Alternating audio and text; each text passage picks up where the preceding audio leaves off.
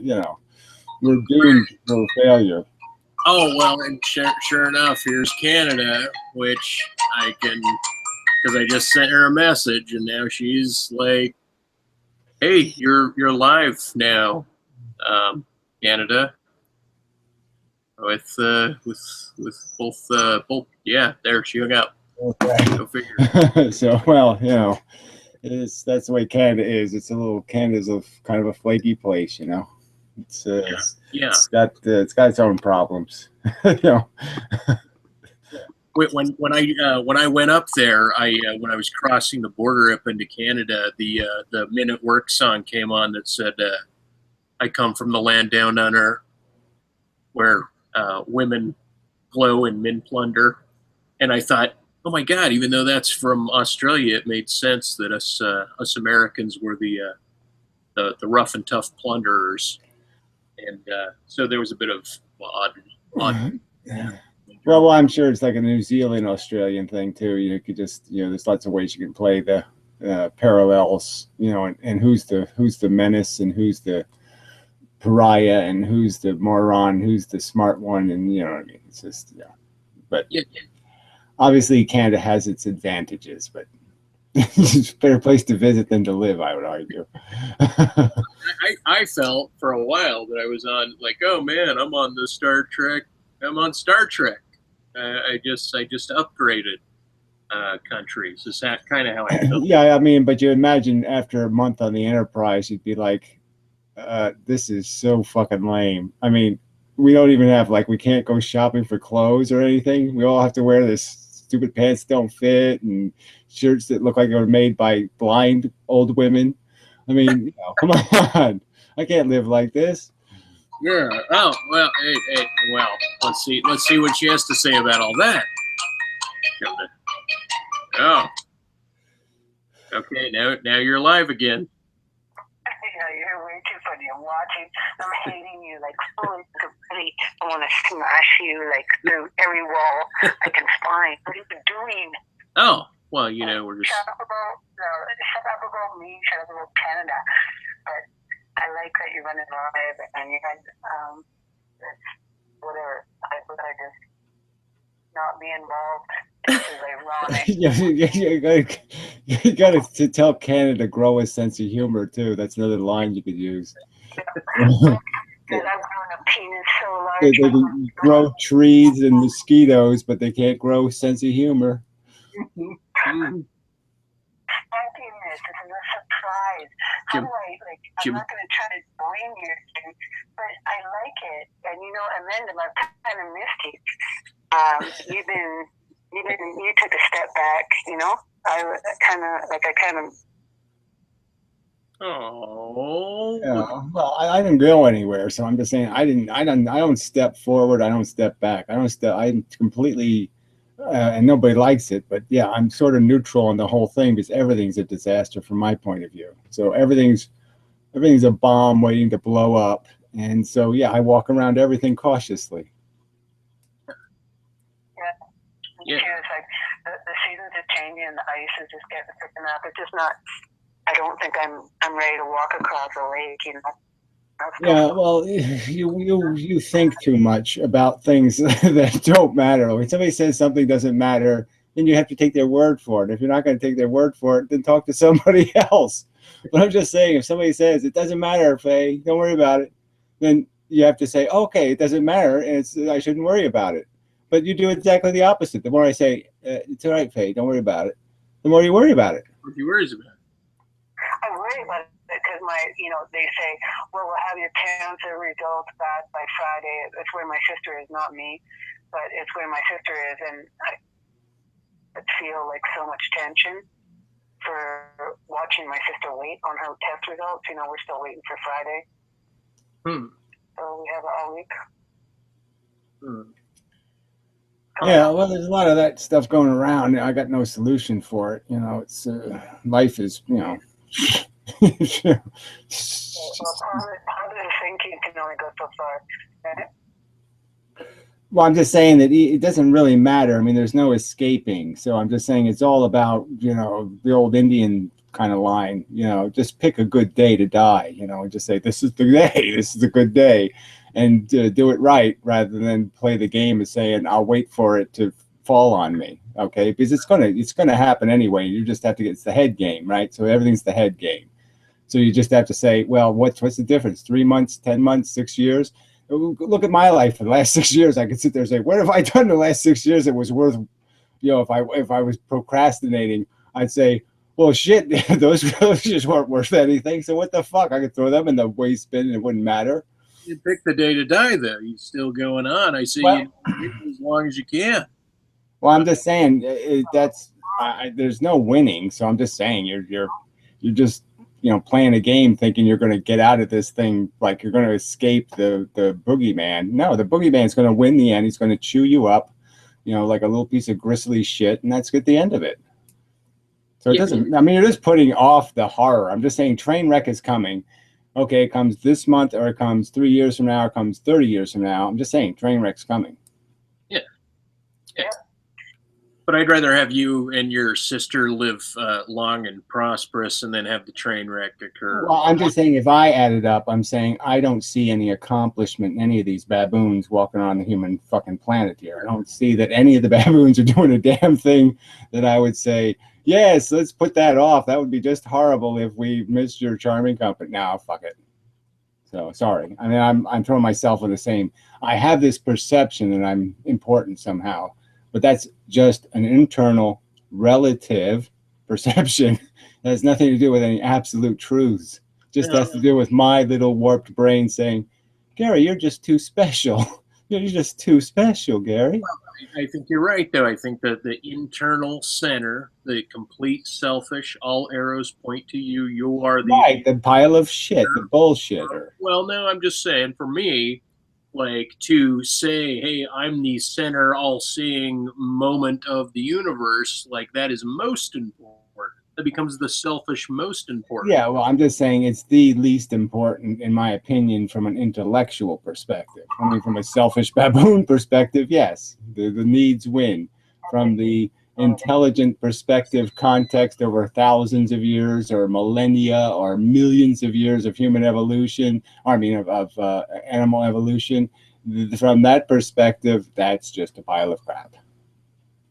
Well, and mine requires kind of a solipsistic denial in terms of intellectual games. You can say, well, intellectually, I tell myself I'm important, but I know that I'm not. And I say, well, solipsistically, I'm the only thing that is important, so I'll tell myself that, and both. Well, you said it backwards, but I don't, regardless. I mean, you want to just paraphrase what I'm saying, fine, but I'm just saying, the point is that the intelligence knows there's no context. I mean, the context isn't going to save you. The context is going to destroy your meaning.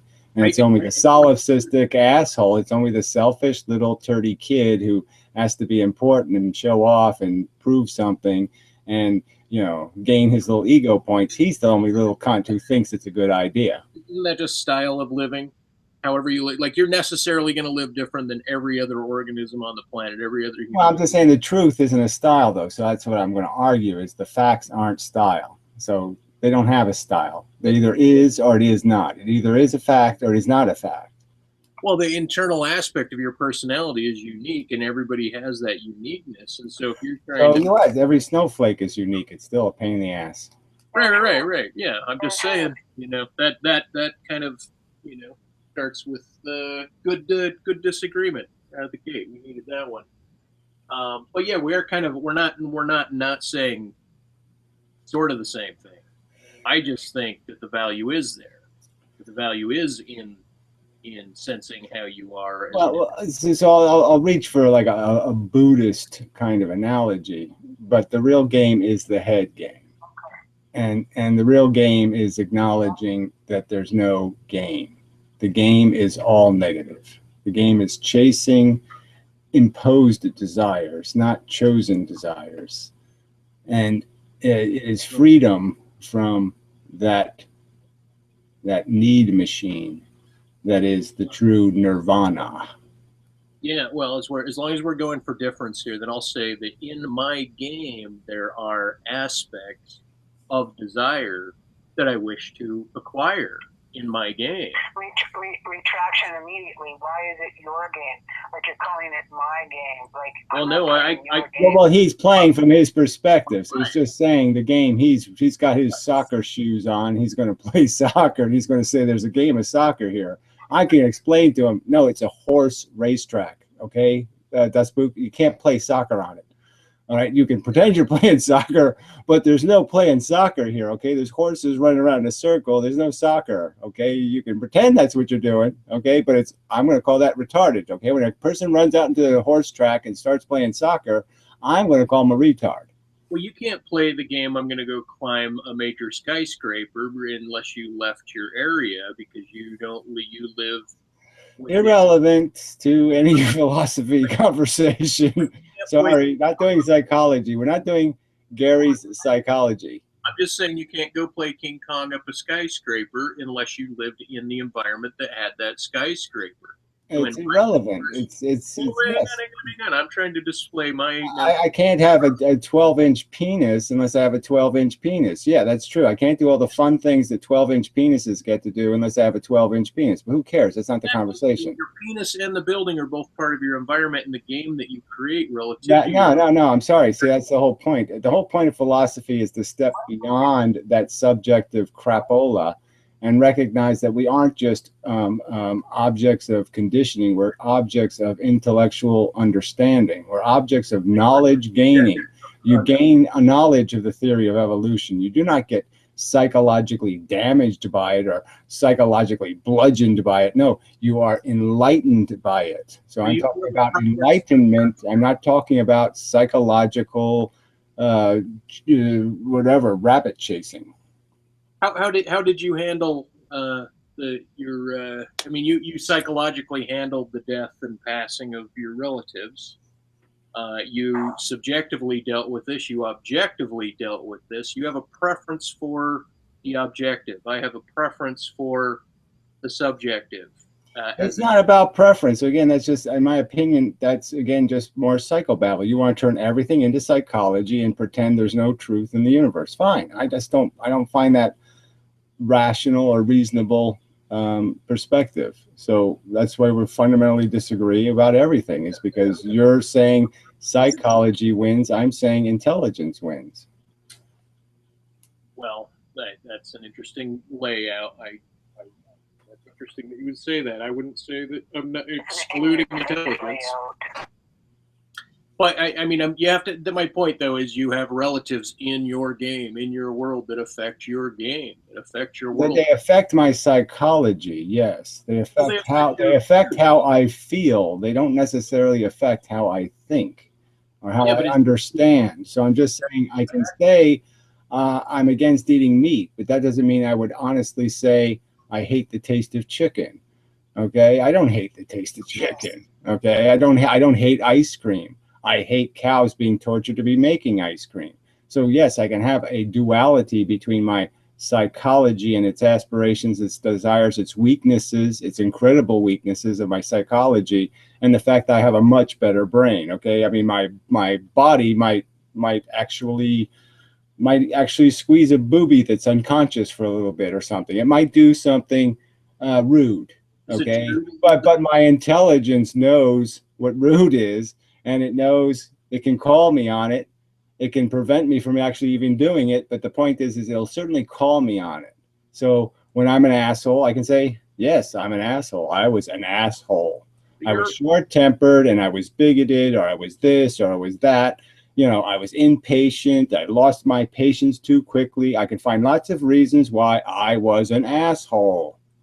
Right. Well, but those are relative to an objective community, and yet you subjectively like the taste of chicken. That is a truth also. I subjectively like the taste of chicken.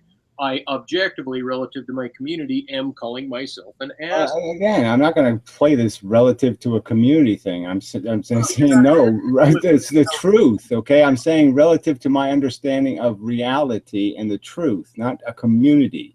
Yeah. I'm not just a psychology. I'm an intelligence. But intelligence knows that I evolved on planet Earth from dumb, stupid organisms. That's why I have all the body attributes I have. I mean, this is a fish's fin. Okay, that's the history of these 5 digits. You know, Okay, well, I'm just going to intersect with this because I was just writing a story about coagulated spirit dust. Like all we are is coagulated spirit dust, right? The idea of evolution, like the Grand Canyon was a plasma arc between Mars and the Earth when we were in a nebula, and that's a physics fact that seems to I'm be. sorry. Yeah, well, we don't agree on facts either. So we don't really have much to agree on because we have this preposterously divergent, I mean, just a chasm of information for which we have absolutely no coherent agreement.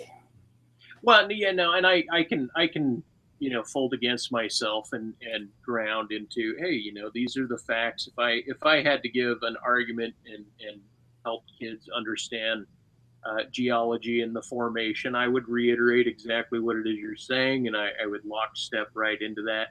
As I get more sophisticated, I think that my knowledge and the claims that I have about truth are broken. They're split. They continue to splinter, and then the avenues and they point back to themselves like a candy cane to the point where they're not. It's not a claim that all I'm doing is truth chasing, and then the truth itself seems to split and migrate. Right. So I'd say that the difference between us is that there's this foggy intercourse between your psychology and your philosophy, where they are welded into each other like the two sides of our brain or something. They have the callosum, that translates between them. And for me, I've had the surgery, and the two brains are separate organisms. There's the fucking dumb monkey, and there's the elegant intelligence seeking the perfection of perfect verbiage. That's it. Now I was gonna skip Trace because part of the reason I got you onto the call, Gary, was because one of our combined in whom we're influencing spoke of characterizations, animalia that we were tied to, and I believe that your character is a lizard, the lizard brain. It is a lizard, and yet it's the name of my old pet monitor lizard, Ippy.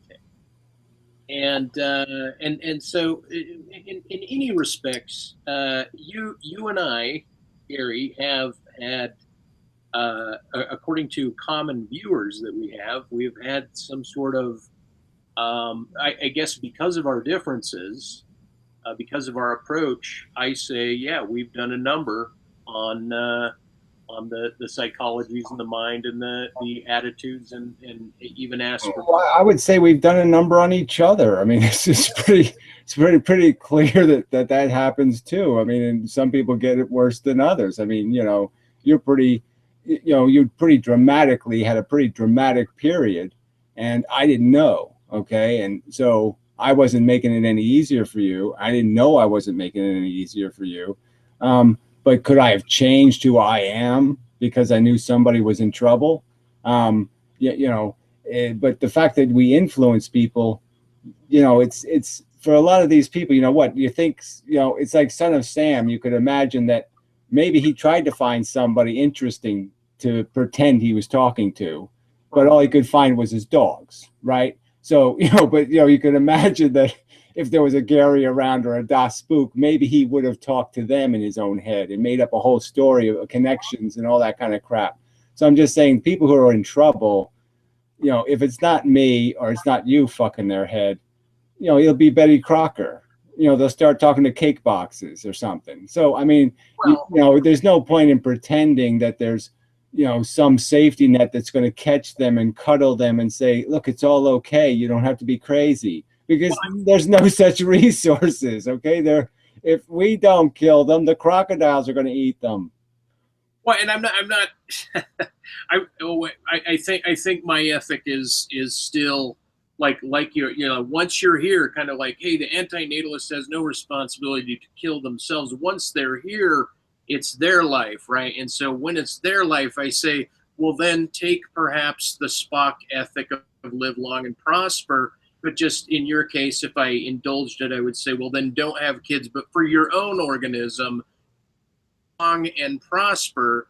And so, right, but that wouldn't be a Spockian statement anyway, right? So we're talking about Star Trek, the show that couldn't make clothes properly, are doing philosophy. So obviously that Spockyism is bullshit, and I would say that the theme would be is live well and be productive, right. or okay, it would be something a lot more important than this prospering idea, whatever a prosper is. Okay, that's that up. The reason I bring that up is because of the other character that I was mentioning that took masochism to the brink, meaning to slicing and dicing of the self, such that basically to murder and chop away oneself is not to live well. I would think you would agree objectively to that idea as well. Well, if it's a survival mechanism, though, in the sense that the little hacks prevent you from doing the big hack. Okay, I mean, Coughlin had this problem. He's a bit of a masochist, and and it's all because of this psychological inferiority and self-deprecating perspective. And so there's nothing he hates pieces of himself, and so this masochism is a relief because he's exercising himself of demons. So you could argue that these little cuts, release some demons and takes the demon pressure off the person. So I'm not saying it's a good thing at all. I'm just saying that, well, it's that or the straitjacket. Okay, so I'm just saying maybe that's better than the straitjacket. That and straitjacket in certain cases, and the scars themselves as a residual demon, in a way, Well, I know, but the scars are all part of the psychology, so I don't want to get too deep into it. But part of leaving a mark is just for that very purpose. They'll cherish the scars because those are battle wounds. Well, in one way, they're battle wounds, and what I was going to say is my maiming of my physiology now has me looking, moving like a broken deer, like a broken animal, objectively within the community, such that my health compared to a healthy kid of me, so to speak, without the injury, I look maimed, I look debilitated, I look like the lame deer in the crowd. So there's a degree of unhealth that stems. It's not just a battle scar, like, hey, I'm really proud. That is such a common human dilemma. I mean, everybody who's obese, you could argue, is in that dilemma where they've fallen into a trap they can't get themselves out of it because they've gone steep enough where it's so much work to climb out that there's no pleasure in life. That it's too burdensome to undo the deficit. And yeah, we all carry those deficits, right? You could argue that every person that has a venereal disease or something that's not curable, you know what I mean, that they're carrying this disability and this impairment to the rest of their life. Yeah, you can argue that as time goes on, but then what do you mean by well if you're not saying, like, to you it's almost like at any point these are going to happen, so the sooner is as good as later. And my point is, no, the later is better than getting. Well, it depends on what you gain from them, I suppose, in terms of, I would argue that some of these battle scars, or whatever you want to call them, create so much enlightenment or enhancement of who you become. I would say that even to be a truly, to love passionately, I would argue that you almost have to know the pain of loss and of loneliness. You have to walk some lonely, hard miles to really appreciate what you have, just as it is with a meal or anything else. If you allow yourself to become quite deprivated, the meal takes on a whole new dimension. And I think it's like that with most things in life. So sometimes our disabilities, there's, another great Indian line from Chief George, from Josie, the movie Outlaw Josie Wales. He thanked the forces or whatever for his blindness, because it made him see, those kind of arguments that, you know, what really the best parts of us sometimes are our wounds, because the wound, you know, gave us vision that we were assholes and we became less of an asshole. I would say that kind of thing. You know, we were made more charming by the fact that we didn't have it all handed to us. I agree with I agree with that. Meaning yeah, going to hell to get to this proverbial whatever heaven, or to enlightenment through suffering, long Well, suffering. yeah, and you won't really be able to appreciate the heaven unless you've been to hell, you know, and you'll take advantage of it. You'll rape it and treat it poorly, you know, if you don't have that humility of knowing how hard the miles can be.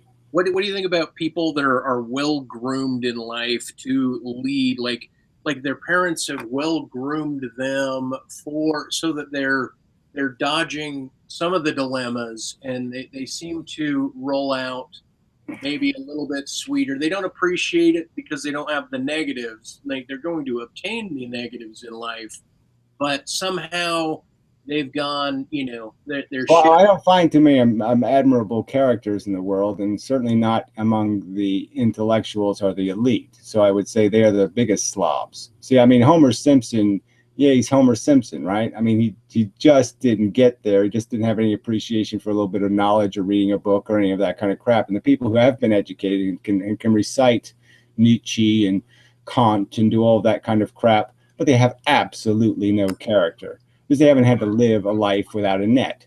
You know, they haven't had to, you know what I mean? You don't know what it is to be on a tightrope till you're on a tightrope and there's no net, right? I mean, walking a tightrope with a net, like a Trump or something, and walking the tightrope without one, two different things, right? It's the same thing, but entirely different. And so that's what I say to that. There's no way to groom a person for life except to throw them, to dip them every day a little bit in the blender. I mean, you know, that's why I wouldn't raise a kid, because, you know, that's why even as a kid, I knew I wouldn't want to have a kid, because I knew there was these decisions I had to make about when do I let the kid cut the grass?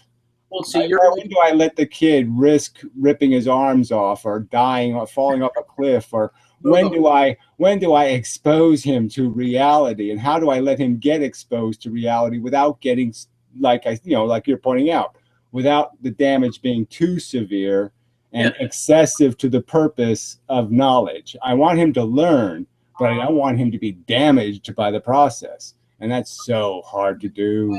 the lawn on the top of Wile E. Coyote Roadrunner Plateau where he could fall off, and you treat, you know, you don't let the kid get under the, yeah, I mean, that's what I meant by like a proper, you know, like you can't, I don't know. It's like there's an education that's involved in listening to how it is that you wouldn't a child. Well, I'm just saying, you've got these 50-50 odds. You give the child the freedom to make mistakes, and they'll end up like one of my sister's boyfriends. They'll, you know, drunk driving, and he'll, you know, his face in a tree. You know, so I'm just saying that, you know, that it is so difficult and so dangerous. I don't know how people aren't hysterically psychotic over this process of being responsible for the destiny of these little creatures, because there is just no way to plan and force and make it turn out the way it's supposed to. Deserve has nothing to do with it, to quote Clint Eastwood, and that's really bad. That's not a good thing. That's a really bad fucking thing. That's fine. I was just saying that hearing what you say educates me on how it is, and you know, to take even greater responsibility if I were to raise a child, even if I were to take another child and you know, not of my own, and raise the child, meaning to be responsible, to attempt to be responsible. Hey, don't let it stick a fork in the outlet. Put something in there. Don't let it mow the lawn before it knows. I know, but as we both know, growing up in a generation where you weren't protected very often, that was part of the learning experience. So again, you know, to create all the protections is to deny a true understanding of what life is. Mhm. So I'm just saying, to me, it's a dilemma as real as, particle wave duality or something. It's just something that's just so fucked up that you can't play the game. I mean, you either justify all the pain and say it's worth it, or you say none of it's worth it. But I mean, there's just no way to have some wishy-washy middle. I know I'm in the wishy-washy middle myself, but I mean that. I think that you're right. Like we were, I didn't have helmets, didn't have seatbelts, rode in the back of a pickup. But then, trying to think of what safety measures other cultures of different times had, and then it makes me wonder: do you think the water table of safety all around, like today, there were 2 Amber Alerts locally in my area. That's like communal wide, quick send out to all cell phones in the area. It's almost this more like everybody working together or responding together, like humanity locking together. Wait, a black man drove into Utah. That's probably what the Amber Alert was. Well, I know a black man's visiting Utah. Oh well, no, yeah, my roommate's a black man. One of my roommates, but well, I know. Well, I'm just saying. I'm just making an example of how what people play the game of their alerts and their rescue squad and we're the heroes and all that other bullshit. That's a whole different kind of psychology going on.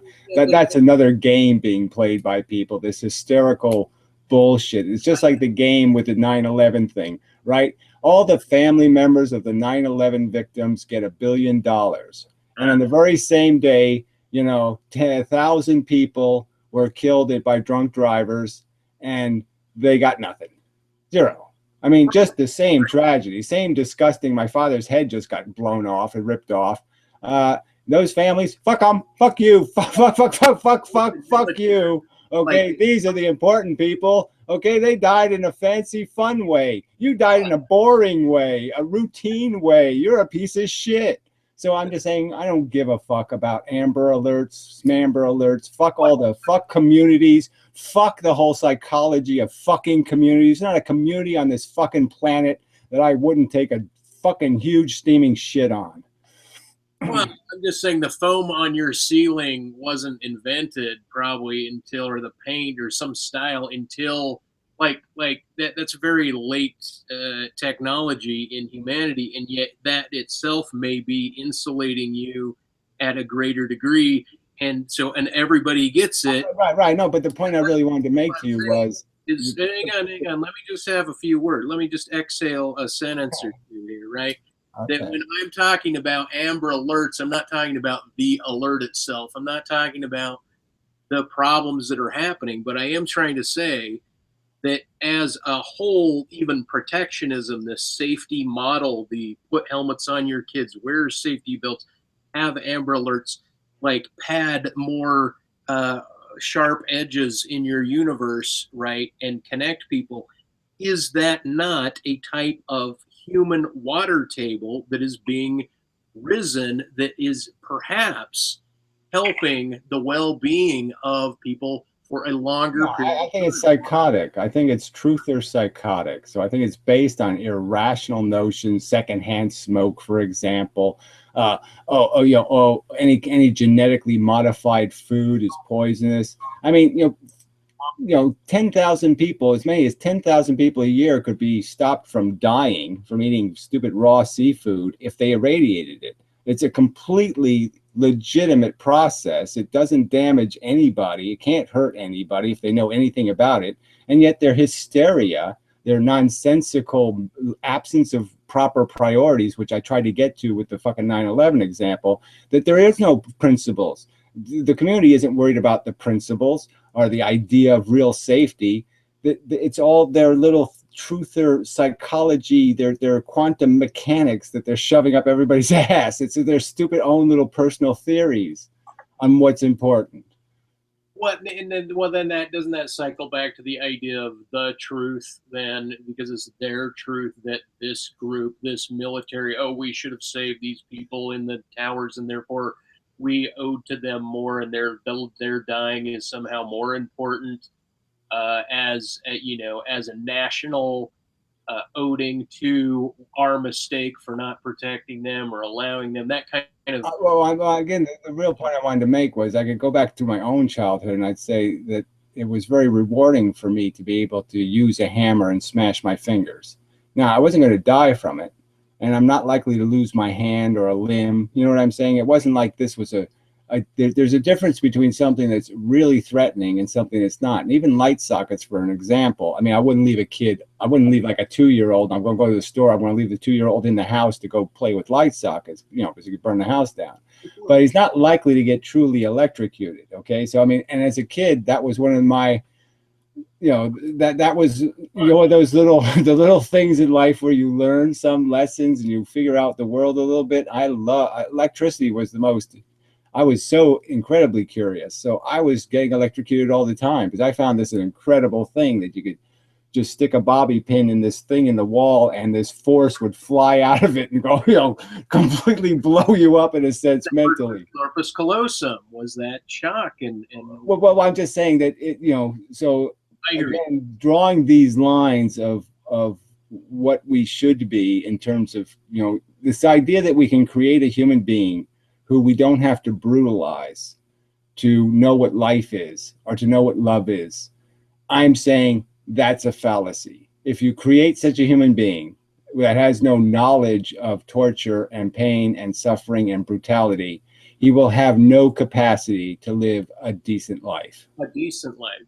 Interesting you throw that adjective in, as if it would be required. The one thing you don't like is the brutalization, yet the brutalization is required for a decent life. I'm just saying the hunger is necessary for the life to have, that passion ingredient, which is the only psychological component, okay, that I cannot deny. I cannot deny the strength of passion. I deny its legitimacy. I don't deny its strength. And I don't deny the fact that it is what makes your art beautiful. It is everything that means something about this existence. But I'm arguing that the price for it is way too high. I was just wondering what it would mean for it to be legitimate to you.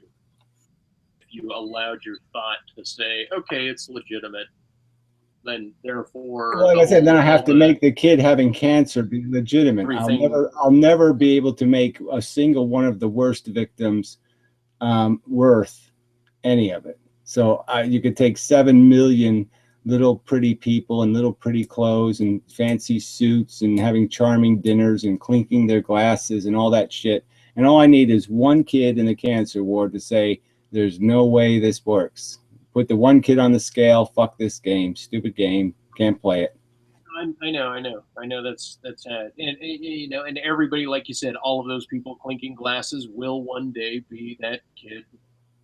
We're all going to get slaughtered, and we all get slaughtered to our lives, and we all wear these battle scars like battle scars. We're all proud of them. Yeah, I survived 4 cancers, and I had my eye removed, and I had I got a peg leg, and I have rheumatoid arthritis, and and it's like, well, come on, this really, this is something. This is supposed to make me feel like there's some purpose here, that I can somehow beat you. I'm going to beat you in the disability contest. Yeah, I'll have both my eyes removed.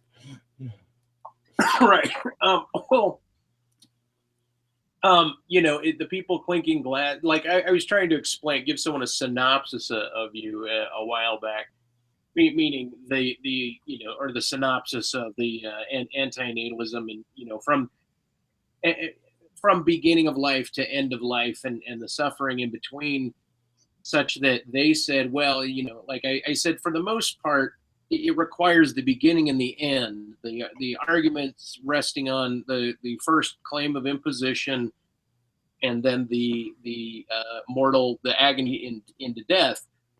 And I said in the opposite, the people that say, oh, antinatalism is counterintuitive to the organism, reproductive, yada yada. And I said, yeah. See, that argument's important though. So don't dismiss that secondary argument. I'll let you finish. I'll let you finish.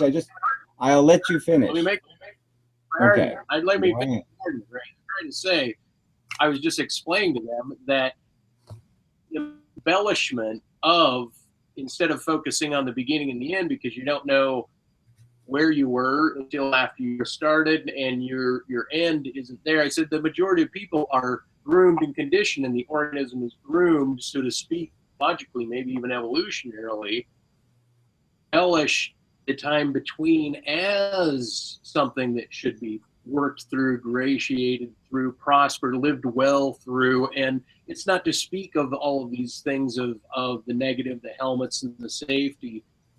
It's to look at that course with all of its damages as sort of a remnant of virtue. And it's not a virtue itself, but the along with it, like the life with all of its agony included and all of its beauty included, all of everything is the whole spectrum of one's life that you and I will live, that all organisms that live.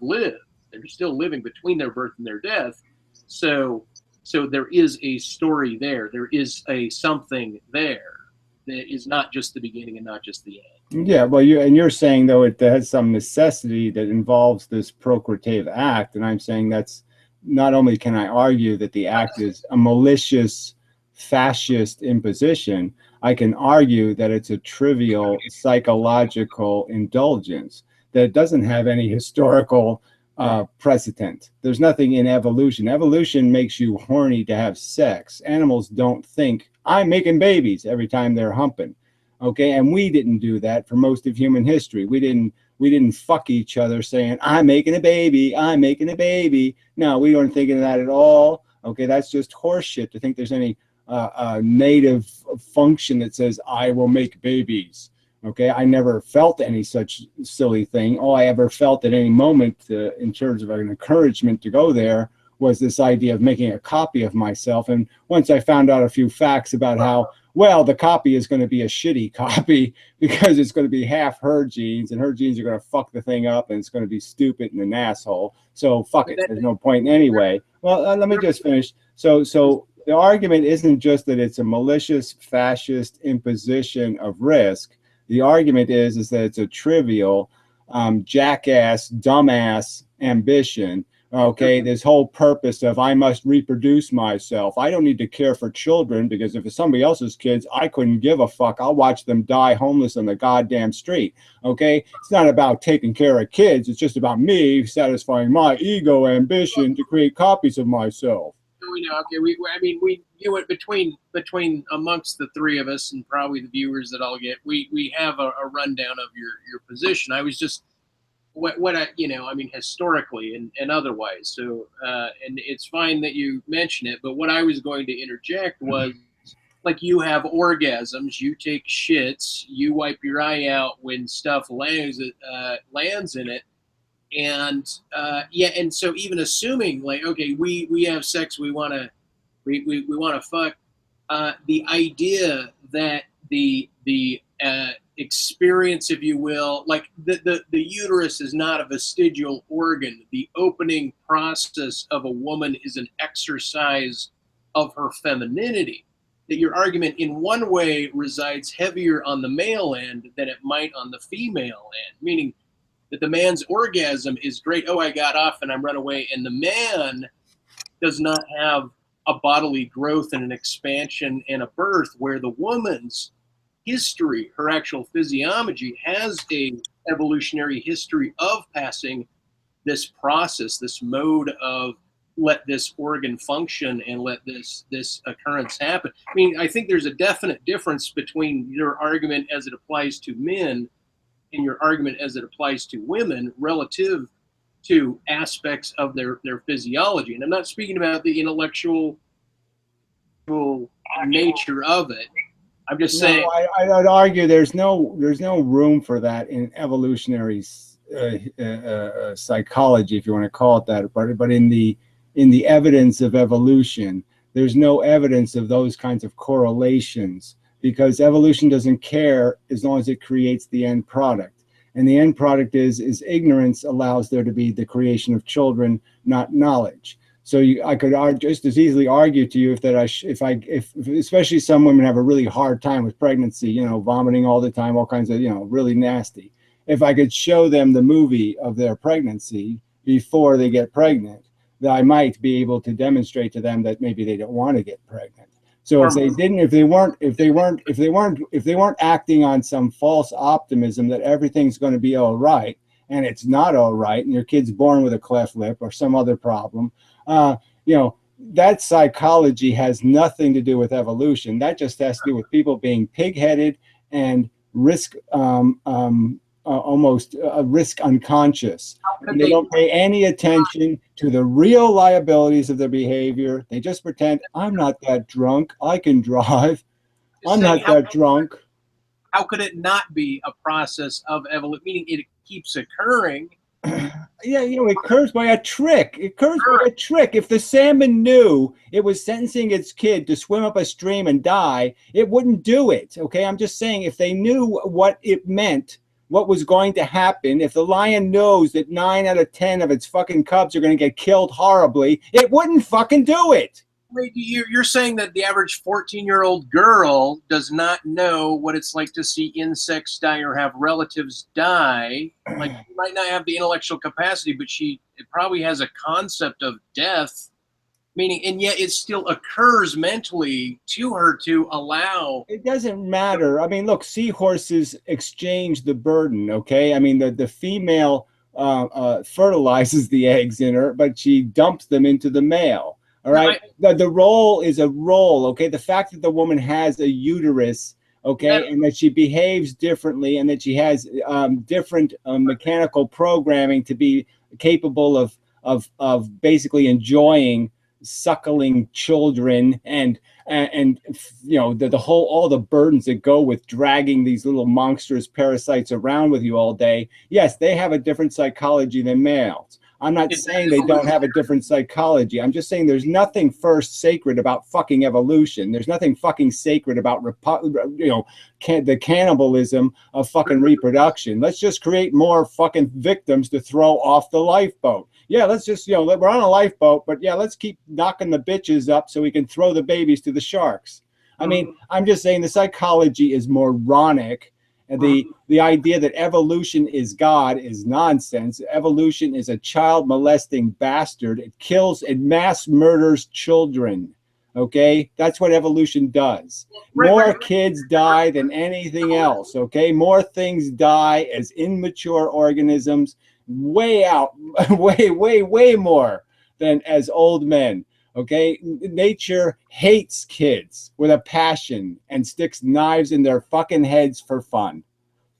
Okay, well, what all I was suggesting, because then you went back to the feminine. All I was trying to do is say meaning that the naivety of young adults having sex and having offspring is not an oversight of what the concept of death is. It's not an oversight of them not knowing that their great-grandparents don't exist because they're dead, or seeing what dead is on their kitchen table often. Right? I just completely disagree. It is completely made out of a type of ignorance. My parents have admitted it. Okay, if they knew they were going to watch their daughter die horribly, they wouldn't have done it.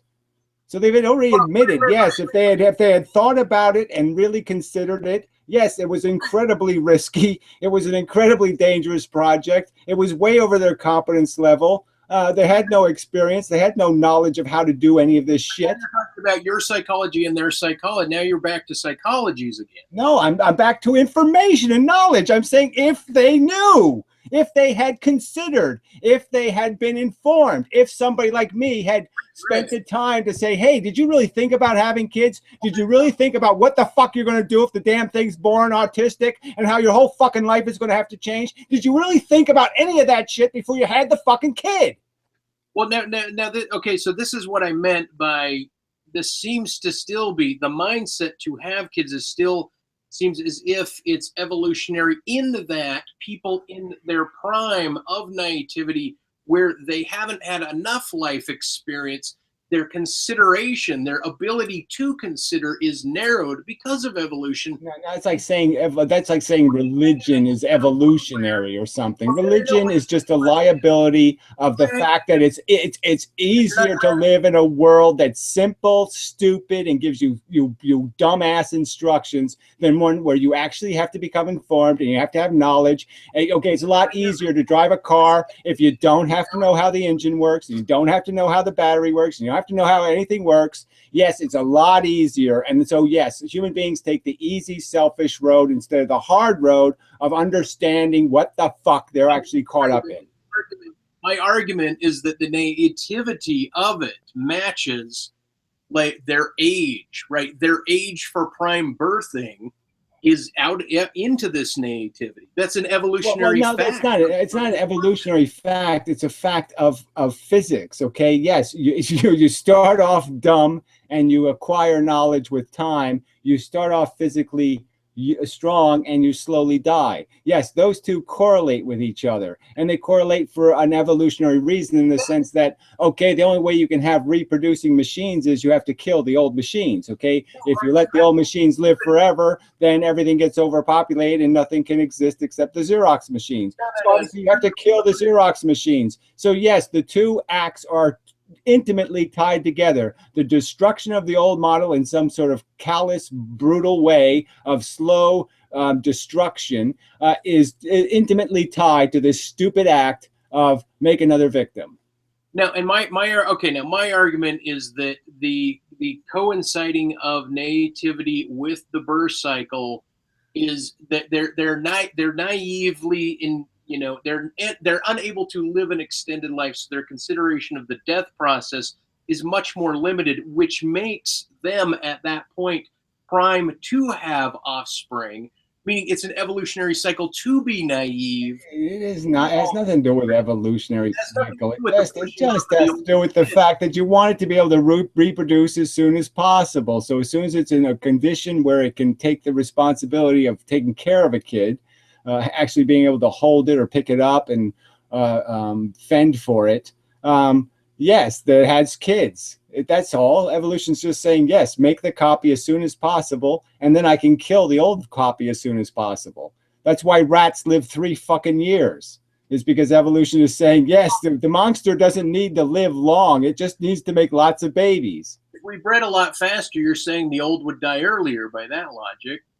Yes, that's what evolution does to every organism that actually breeds a lot. They die quickly because that's what has to happen. No, there's plenty of 100-year-old turtles, and there's thousands of them. Right, and how many babies does it kill? So that's my whole point.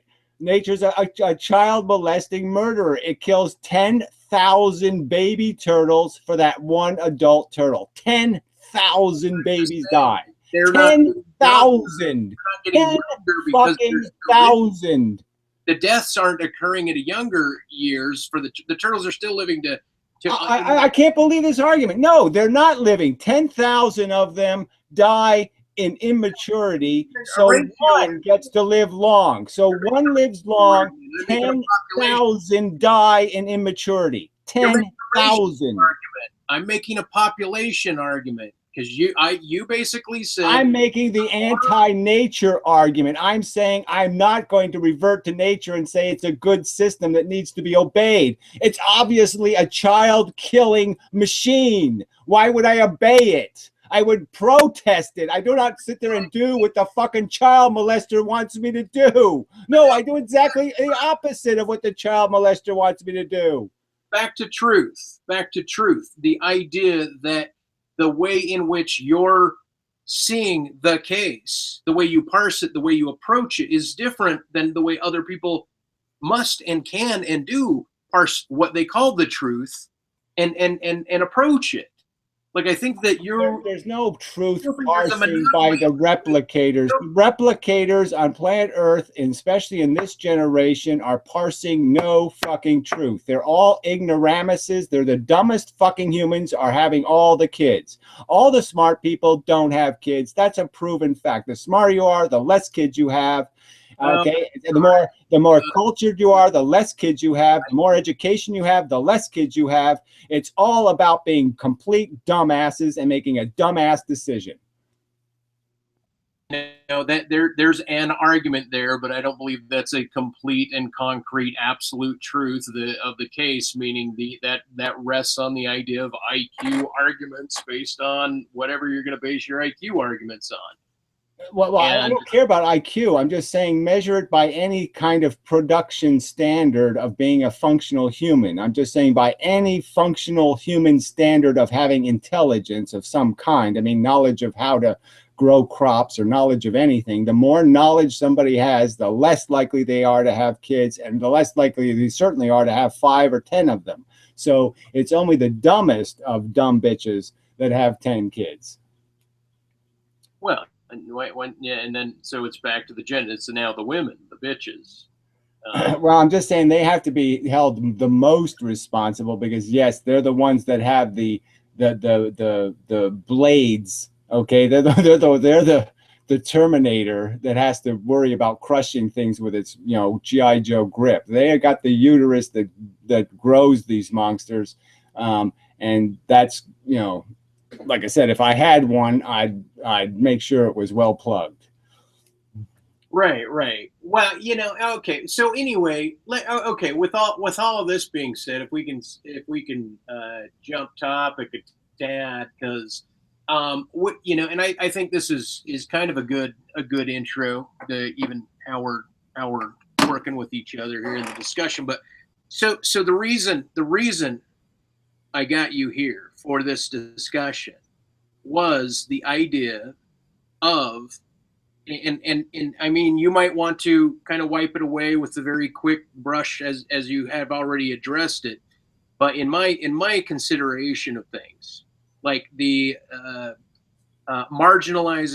mitigating suffering and marginalizing suffering is one thing. As far as psychological effects, I don't think the conditioning of Martha Stewart in a kitchen, cookbook cocking, showing people how to cook and decorate daintily their kitchen is going to have the same sort of psychological, dramatic, push-pull, angular direction that your being and my being, our two personalities, have this yank pull, like we're more of a taffy stretcher than a dough bread riser, if you will, right? Like hey, look, we want, like a lot of people treat their kids and their families and young adults, they're still in formation, they're still formulating life, right? In a lot of ways. And so my opinion is that amongst the internet, there are some very volatile personalities, and that you and I have been clumped by a certain community, mostly it seems of men, young men, that are affected by your take, my take, and I say, oh, my spiritual ghostwriting masochism, and your fuck life, go kill yourself. That's not my philosophy. So again, that paraphrase is bullshit anyway. My philosophy emphasizes the fact that you have a mission here. You have the power to affect things. You have an obligation to be a fixer, to go out and try to prevent the harm. Prevention is the biggest, greatest goal. Okay, cure is nice and band-aids are swell, but prevention is the game. Okay, that's where the maximum value is achieved, is in preventing the unnecessary harm. And there's a ton of it that's going on. And so I never advocate that people bail out and commit suicide. I never say, oh, you need to save yourself. You don't have any responsibilities here on the lifeboat anymore. If you just kill yourself, everything here on the lifeboat will somehow get all better and it'll be all fixed. No, it won't be. The babies won't stop coming. The disabilities won't stop being made. The cancer won't stop. None of the horrors on this fucking planet will stop if you bail the fuck out. So where have I made videos or made arguments about people killing themselves? So the whole idea that you think this subject has something to do with killing yourself is just such bullshit. Right. Well, now, what I was going to say is it's not about the content of your argument. It's about the read of the expression, right? Meaning your personality, my personality. Regardless of if anyone can even follow the content of the argument, the aspects of Okay, what right. So now I'm responsible for because I'm saying it in English and they're fucking interpreting into Japanese and they can't figure out what I'm saying, that somehow I'm responsible because when I say go out in the world and fix things, they heard go fucking jump in front of a car. Well, I can't fix that, okay? Fuck that. I'm not going to waste my time trying to fucking say my words so anybody in any language can understand them. No, if you're going to fuck with what I say and misinterpret it, fuck you. That's your bad, asshole. I didn't say that. I didn't say, I'm saying right to the camera. I didn't say kill yourself, shithead. All right. No. I didn't say smoke cigarettes, shithead. I didn't say go drink some booze, shithead. I didn't say go take drugs, jackass. I didn't say any of that fucking shit. Hang on. And what I'm saying, oh, right, and I know you didn't say that. What I'm saying is that, like, okay, so for example, it might be something like if somebody attacks you and says something and you don't like it, you'll say, I wish you'll suffer as badly as these fuckers that you're harming, and da-da-da, right? It's almost a casting, and so even just a split phrase, I'm not asking you ever to change who you are. You're doing you. Gary does Gary, they're doing them, I'm doing me, we're doing ourselves. Well, no, I don't mind critiques about the fact that I can be reckless in my verbiage and that there can be dangerous to say things in certain ways. And I certainly, as you've just pointed out in this conversation, I can say things that are very for a feminist.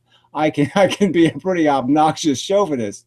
But the point is that I always fix it. I think I always come back to the center and explain why it's important not to be a chauvinist, why it's important not to not value women and their passions and their desires and all that shit, and the fact that they're a living thing and they're trying to find happiness too and all that bullshit. So I do attempt to fix, and I'm not saying you can't be critical that my persona might be attractive to people who are trying to cling to something that looks like it's going to fight against the demons. And some of the demons might be their demons. And so he's a demon fighter. And so, he's going to jump on the cause, but he's not going to really understand the cause. And he's just going to understand that I hate things and that I'm obnoxious and I'm angry. And he's going to feed off the anger. He's going to feed off the emotion.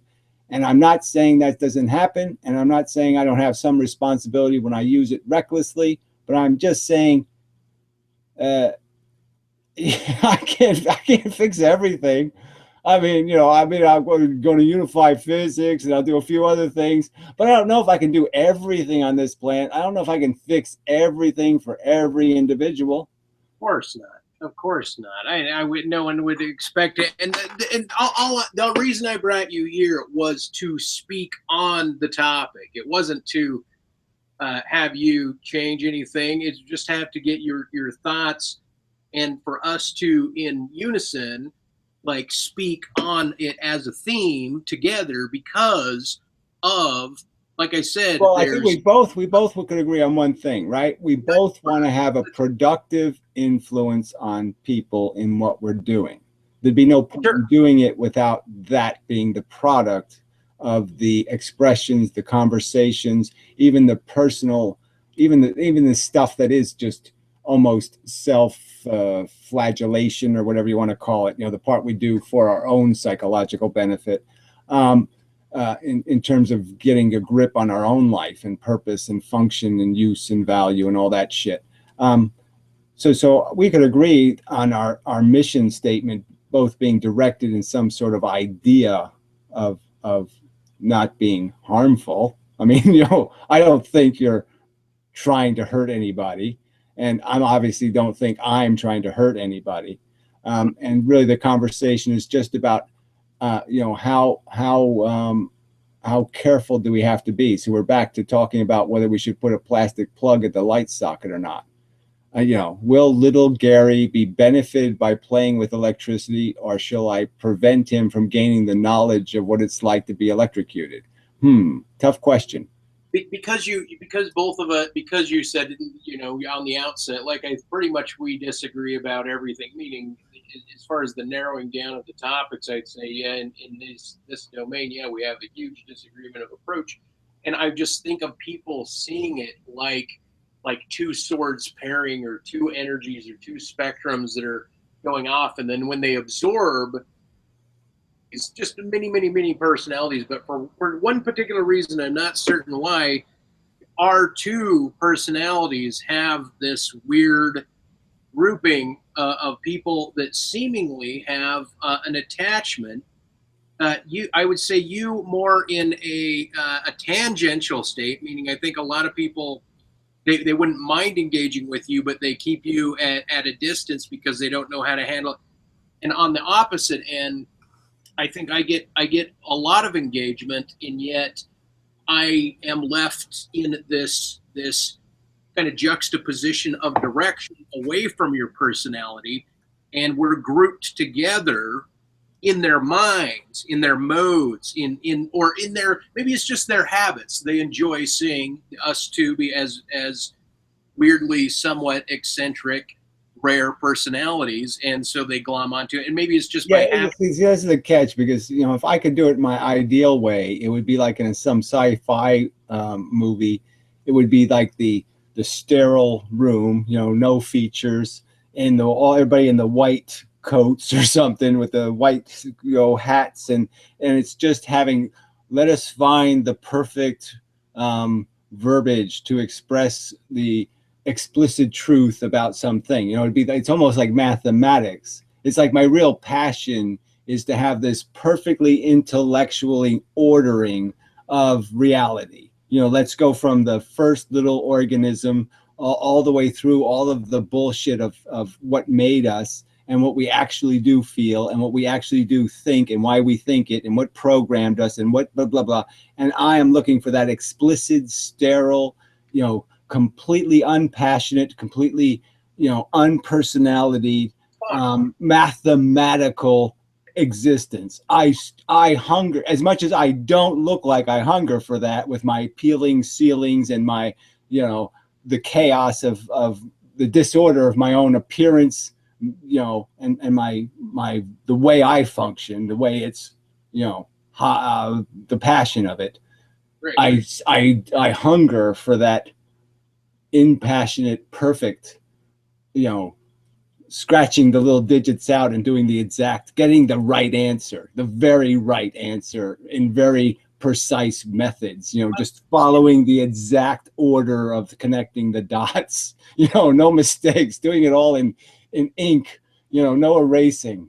Well, I am fascinated by blockchain races and the whole crypto sphere, not just in the capitalistic, and all the negatives that you could cast about it, but in the trusted nature of decentralized ledgers that are trying to exact code every movement, not to find truth at first is to index it, to file it, to. Well, I wish that was its purpose. Okay, to tell you the truth, I really, I think it's obviously I'm all for electronic currencies, but the ones that exist all have this gimmick of making them all don't act like a real currency has to, which is you don't want it to be something people hold on to. You don't want it to be something that gets more valuable, because then it's not a currency anymore. That then you've turned into something the hoarders will collect because it'll be more valuable tomorrow. So if you make a cryptocurrency that gets more valuable, it's doing exactly the opposite of what a practical currency has to be, which is you have to encourage people to spend it. Hoarding cash creates inflation. Okay. Inflation creates consumption and production. So you need inflation to force people to spend their resources.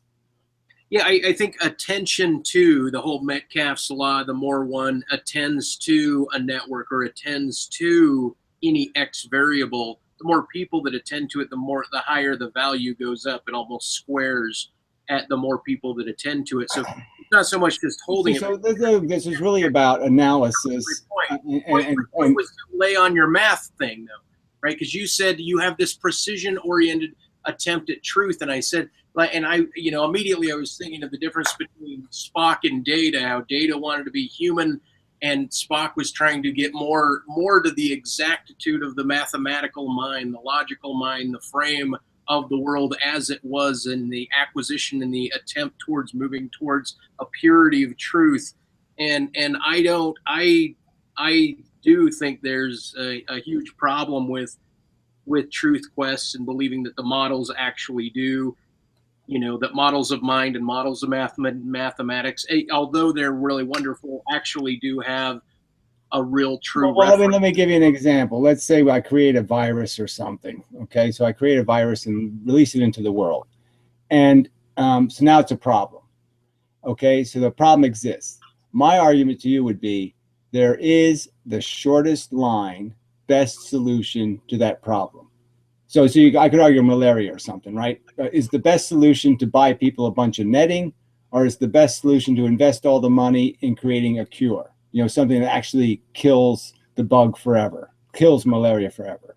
So, so my argument is that in this argument, we're really just being troubleshooters, and we're saying, what's the most efficient way to fix this problem? So we're just playing Superman, kind of doing the, well, can I stop the elevator this way, or do I instead just put a hole in the wall and that'll make the elevator slow down, and then I can, you're trying to find the best, most efficient, straightest line that kills the fewest people, harms the fewest things, and gets you the desired solution, gets you to the solution. So that's what I'm arguing, is that whether we agree that straight line exists. I say it does. I say you have no argument that says there isn't a difference between the straightest line and all the other crooked lines.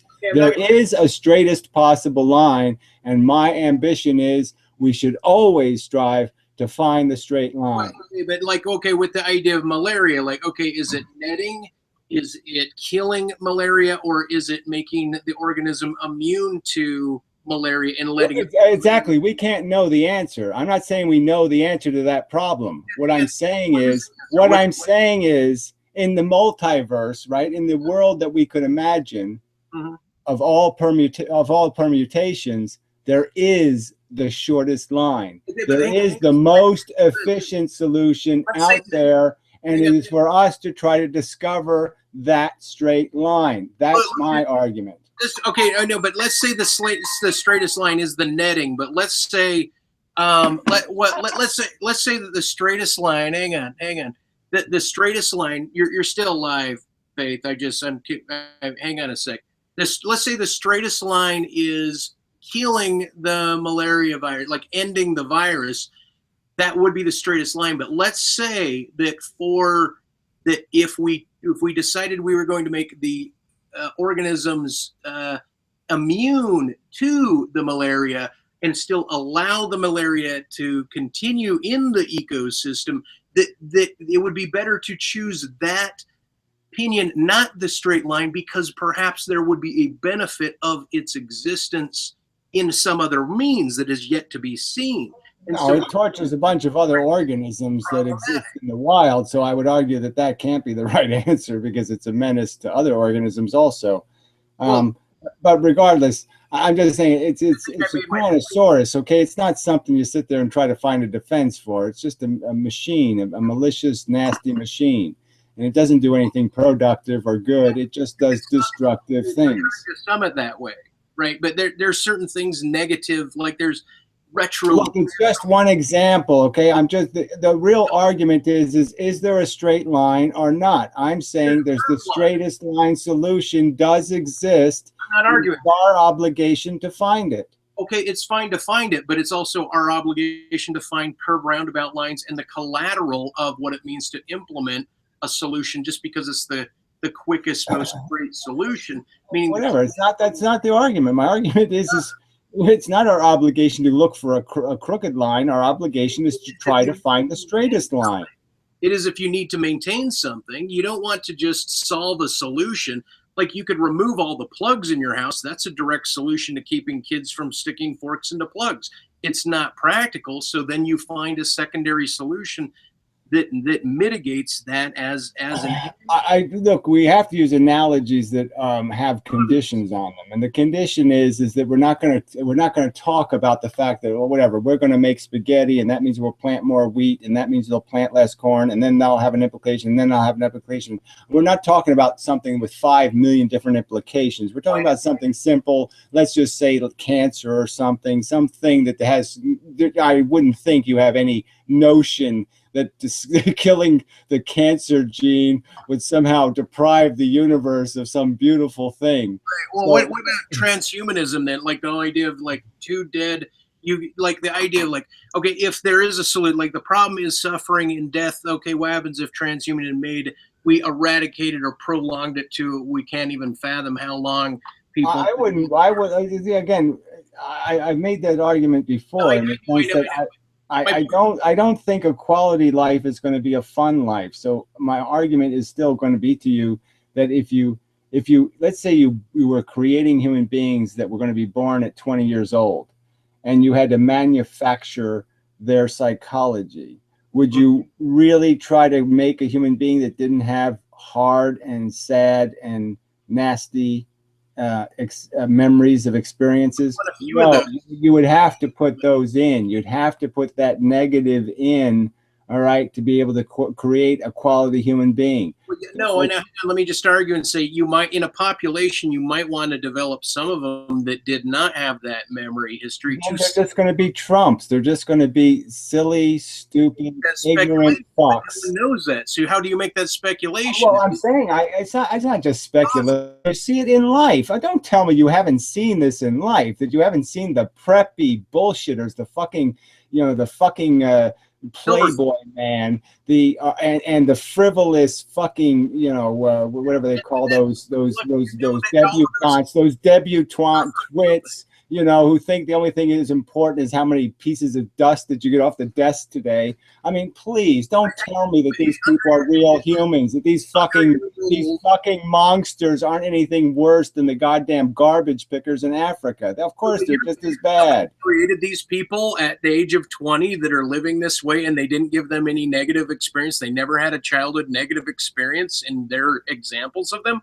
I think I'm saying that the more privilege you give a person, the less character they're likely to have. That's been my life experience, and entirely my life experience. The easier their life is, the less you want to know them. Okay? The less you want to know them. Right. Okay. Now, hang on.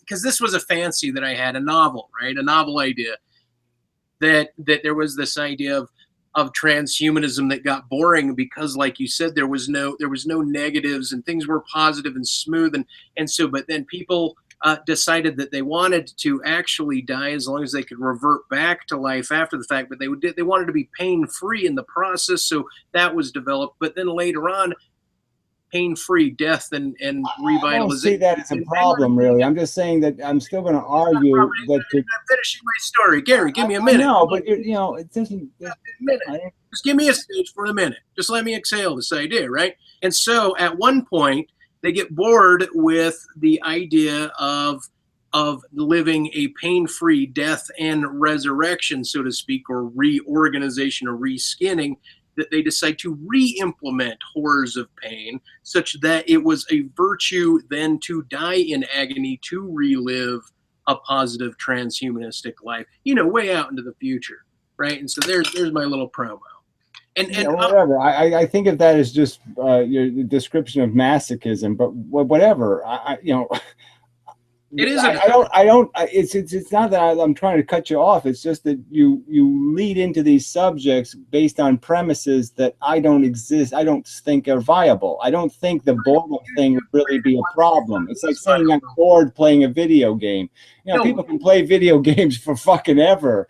Okay, you don't have to add much variety for them to find it interesting. So I don't buy the argument that if I woke up every day, in my mansion next to Pebble Beach, I went out every day on a sunny day and played golf and fucked a few chicks after a good round, that I couldn't do that every day forever and be perfectly satisfied, because I think I could. Because you can always play a better round. You know what I mean? You can always, you can always do it better, right? You can always play the video game better. Yeah, but you would eventually get bored of that video game, of playing that golf. I just doubt it. I don't. You say so. You say I'd love to do the experiment, but I just don't think so. You're not speaking objectively about other people. You're speculating about other people, and you're speaking about what you think your I'm talking about my knowledge of human psychology, and I'm just saying, as long as you have a game that challenges somebody, every day will be a challenge. Okay, all we're going to do is change the chicks. You know, one day it'll be an Asian chick, the next day it's a blonde chick. We'll make it a little bit different, shaved pussy, not a shaved pussy. I'm just saying, I'm just saying, as a psychological fact, I just think you could find a person on Earth right now sitting in their mother's basement who's been playing the same video game for 20 years. Right.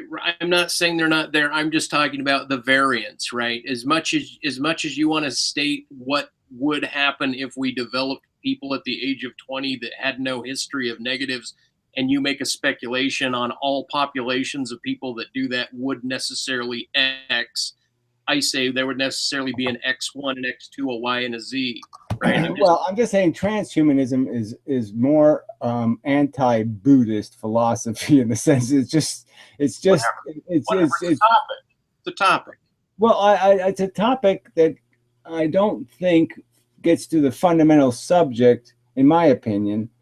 Right. And again, even just calling me an anti-natalist doesn't get to my real argument, which is it's in the nature of life. Again, my argument is against the child massacring that takes place in the very function of the natural organism. That in itself is the biggest horror. What's happening to humans on Earth is, yes, it's traumatic and it's interesting because we're humans, but frankly, most of the psychological pain taking place on planet Earth is not happening in a human brain. Yeah, and I mean, if computer AI were to happen and implemented in all systems, maybe the computers that becoming sentient would go, I want this electricity out of me, and then they would just shut themselves down. It would be painful, or they would have to accept. Well, I don't think it's that easy to create a sentient, but whatever, that's another argument to have. I don't think you just pop sentience into. Yeah, I know. I'm just once again, I'm just throwing out because some of the people that we influence have mindsets that generate fictions, that run on analogies, they run on association, they run on artistic ideas, and these ideas I think need to be expanded. Not in my universe, and maybe that's where we're running roughshod, is that I think you'll state what you think is the case, reduce it, make the arguments for it that embrace it and buttress that. And I'm like, we'll break out of it and then run over here into. Well, let's just go to another example. What's more psychotic? Okay, the David Cassidy guy died recently, right? And he spent 10 years having girls chase him down the street, ripping his clothes off and shit. Now, what is more psychotic? Okay, right? The guy who's cutting himself, or some mother who drives her daughter to go chase David Cassidy down the street. Now, what is more psychotic? Good question. I think Kentucky Fried Movie, where the guy's chased down by all the women topless on skates to lead to his death. I agree with you. What is more psychotic? Well, it's more neurotic. It's more twisted in a way. It's more publicly twisted that the woman would take her daughter there, but it's more interpersonally bodily. Well, I'm just saying. So should we say that? Well, we got to take American Idol off the air. We got to do this and do that because there's people. These psycho women will push their prodigy into being one of these trivial people. That they'll I'm just saying, what's the danger of everything that's in our culture? So right. In a sense, as much as we are dramatically anti-regular culture, I don't think we're more dangerous than that tripe. I mean, the tripe that regular culture is feeding people and doing to their psychology, the damage regular culture is doing is so much greater than any damage we could do, okay, in terms of the pain we might cause people accidentally. The pain regular culture is causing in terms of the stupid ambitions. I mean, the highest viewed videos on YouTube are makeup videos and shit. I mean, just, come on. I mean, that psychological damage is a lot worse than anything we're doing. Well, Well, I was just going to say that if you went to hang out in a men's club or something in Moscow, they might have you jump into cold water and then come out and sit in a hot tub.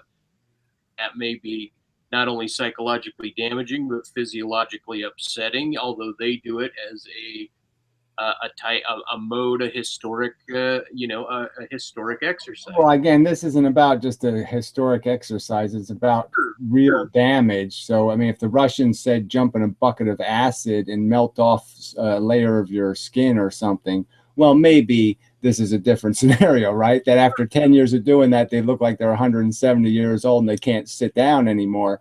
Well, then there would be an argument. So we're talking about real damage that ruins people's lives. They waste their childhood, waste their instead of the daughter wanting to have some ambition and get a real career, she ends up just being a makeup twat.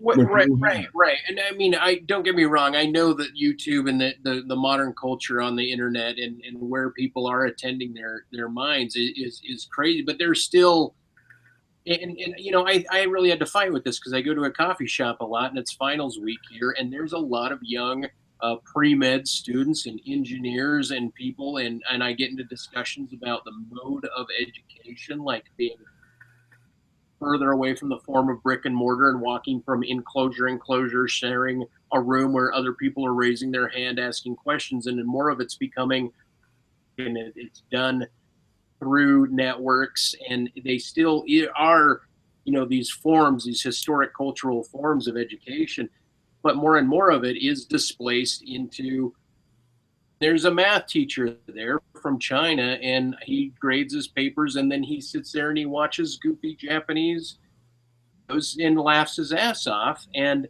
I don't find the meaning, I don't know quite, makes my speculation about what the next generation is capable of. Actually, I imagine perhaps it's smarter, not dumber. Perhaps it's more attentive. I used to think maybe they didn't read as much, that they were short-minded because of Twitter, and maybe many of them are, but I thought maybe there's more concentration too that goes above and beyond our generation. Yeah, well, it's just testing with distractions, right? And the availability of distractions. So that for every positive, in the sense that you can access, like where we couldn't, right? When we were kids, we couldn't access, you couldn't see a heart surgery performed, and you couldn't get access to how to, chemistry or this, or what I mean? You had to get it from the school. You had to get it from the authority. And so that's a huge advantage. But in the other sense, there's this huge disadvantage in that the porn's right there, and all the, the chicks doing makeup videos. I could watch those all day when I was 13, right? What would I be doing when I was 13 years old on YouTube, right? What would I be doing right now? Would I be doing philosophy, or what I would be watching the fucking Kabuki, fun time show? I mean, yeah, I'd be watching the chicks, and I'd be distracted as hell. So the only liability, we have all these choices, and that's the liability. It's the choices, right? I mean, there's so much, and you can indulge your, it's like you're giving an infinite wank ticket, and you're saying, cool, I can wank all day, and that if you have that ticket, you're in big trouble. I mean, I was on a medication once that gave me that ticket, and I took full advantage. Okay, I mean, yes, no, I can spend 5 hours jerking off. Yeah, why not? Yeah. No, it's like the golf course scenario. Like, hey, you choose that all day, every day if you could. Eventually, though, I think people would say, "Oh, look at those other guys that are doing this. And I spent all my time jacking my monkey and getting drunk or whatever." Right? It's like, well, I guess part of the game would be is that you don't have those distractions, right? The more perfect what you're eating is if you don't know anything else exists. So yeah, if you're not comparing the gruel you're eating to pumpkin pie or whatever, then a la mode, then yes, it's going to make it a lot more challenging to eat your gruel. But if you're comparing your gruel to a bowl of rocks, you're saying, hey, this is a lot better than eating rocks. Well, yeah, right. Well, I don't know. I don't know what to make of it, but immediately when I think of the topics about the next generation, because I've been trying to consider it, but only, like you said, to figure out straight line solutions, or what our effect may be on a generation that is like kids now are groomed to be moved into computer atmospheres, right? Like there's classes on you must post this blog with these attributes of your classes, like these things that are making their engagement with the internet not only mandatory, but then how their form fit in culture. Some of them disparate, some of them wild, some of them out of whack, some of them in different states and different countries and different whole. I mean, everybody comes from a different province and a different region. So it just makes me wonder, what is it? What is it about what it is our generation is doing online that is skewing, warping, but positive? Like they're like it's like some of what we're saying is our presence is probably more valuable in certain respects than it is detrimental, regardless of how we might think about it, or a lot of masses. I don't know. I don't know whether or not you think, well, the truth is I am better for humanity for stating all of everything I said. Well, yeah, we can't know those answers. As I said before, we can't know the real straight line. I can't know the best way to utilize myself, or I'd be doing it, right? But, the trick is, the great thing about this is that, I don't have to do it today. This video that we're making right now could affect people 20 years from now. So it doesn't have to be immediate in terms of its impact. And I guess fundamentally, I just argue the best I can do is just honestly express how my brain calculates and what it says. Okay. I mean, I'm not playing a game here. I'm not trying to game the system. I'm just saying the only value I'm making as a contribution is this is how I do my math. Okay. And so I'm explaining the formulas I'm using to add up these numbers, and this is the conclusion I come to. And so in a sense, I'm just saying, look, this is honest. So honest is a good quality. So I'll argue in defense of honesty.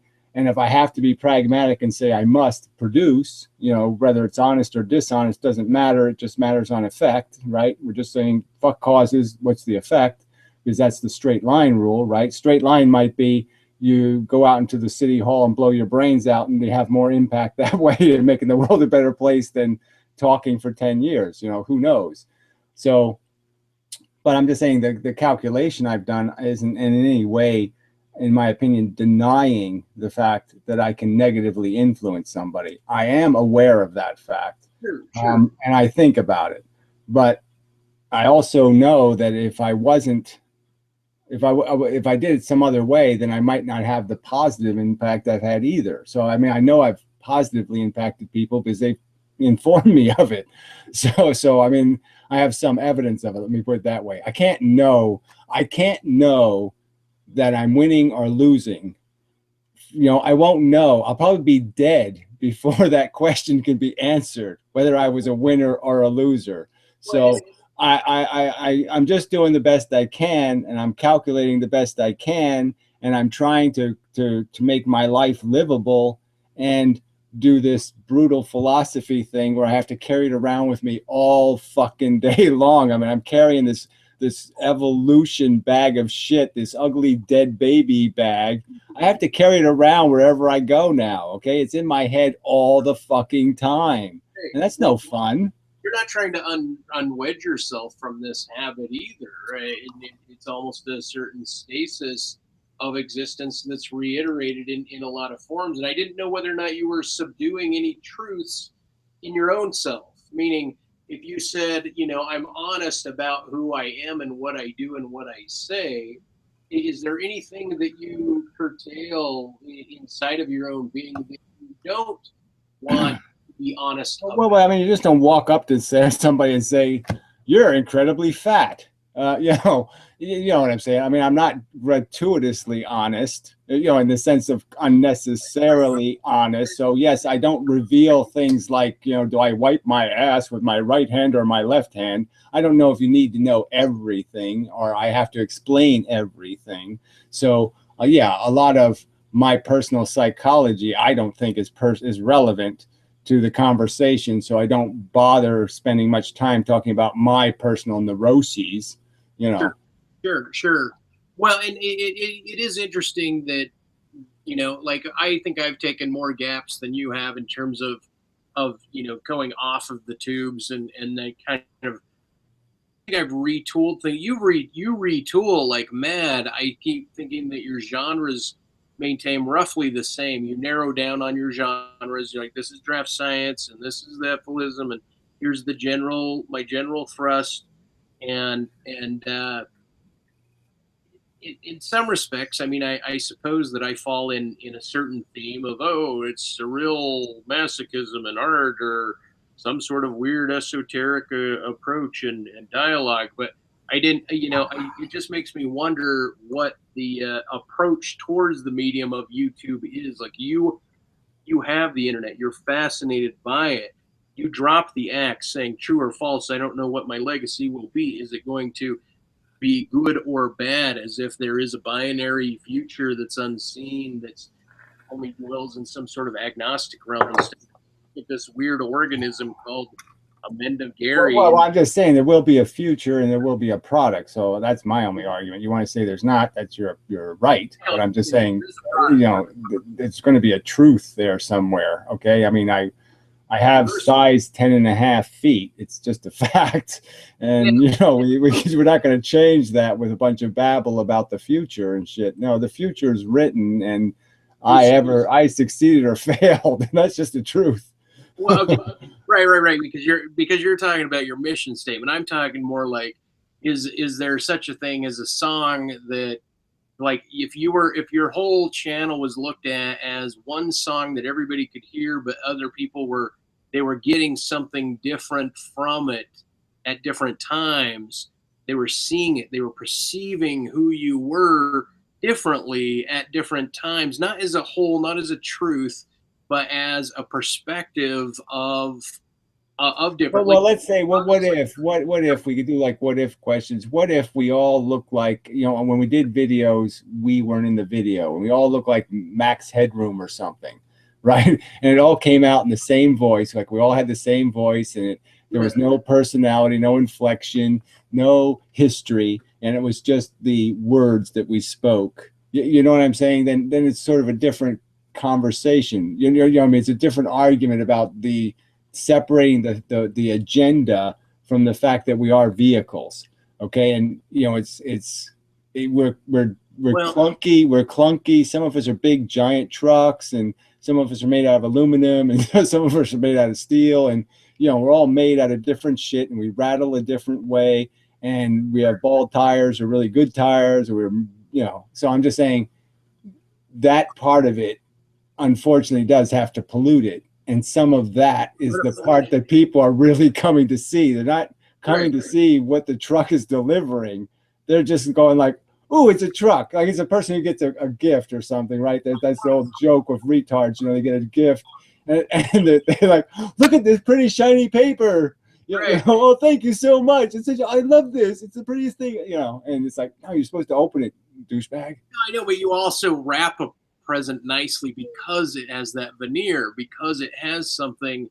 Oh, look. Right. Well, I'm just saying though, but it is a distraction from the real function. Doing the surprise. That's part of some other human interaction or sport that doesn't really have anything to do with the end result, which is I want to give you a microwave oven. I don't really care about this whole surprise and unwrapping shit. That's all psychological crap. I want you to be able to cook your food.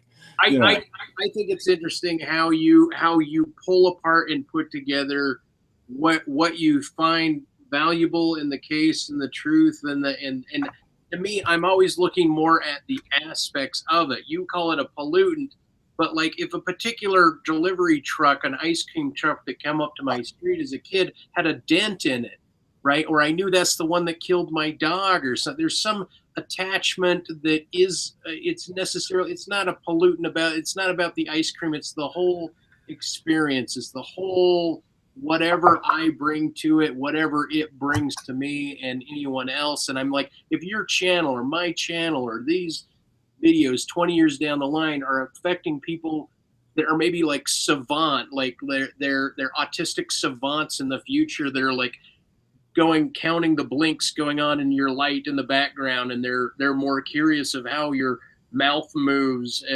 or what it is.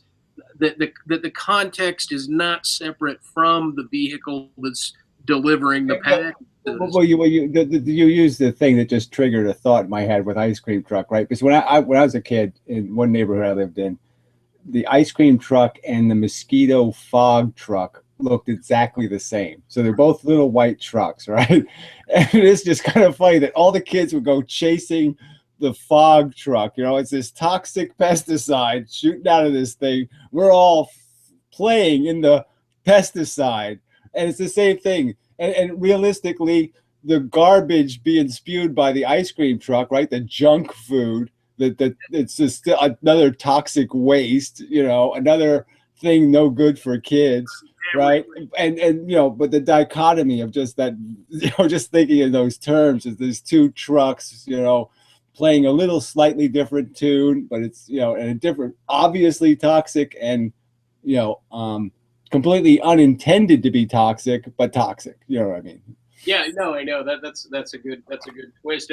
See, and I learned to drive a stick shift in this large Dodge, and it was a large Dodge of a neighbor that ran over one of my first pets, and so I always had this weird feeling like every time I got into this truck to learn to drive, as much as I liked driving, that somehow I was impassioned with the notion that I at some point, and I did end up hitting a couple of cats, that I was going to end up fucking up some kid's pet unknowingly in some way.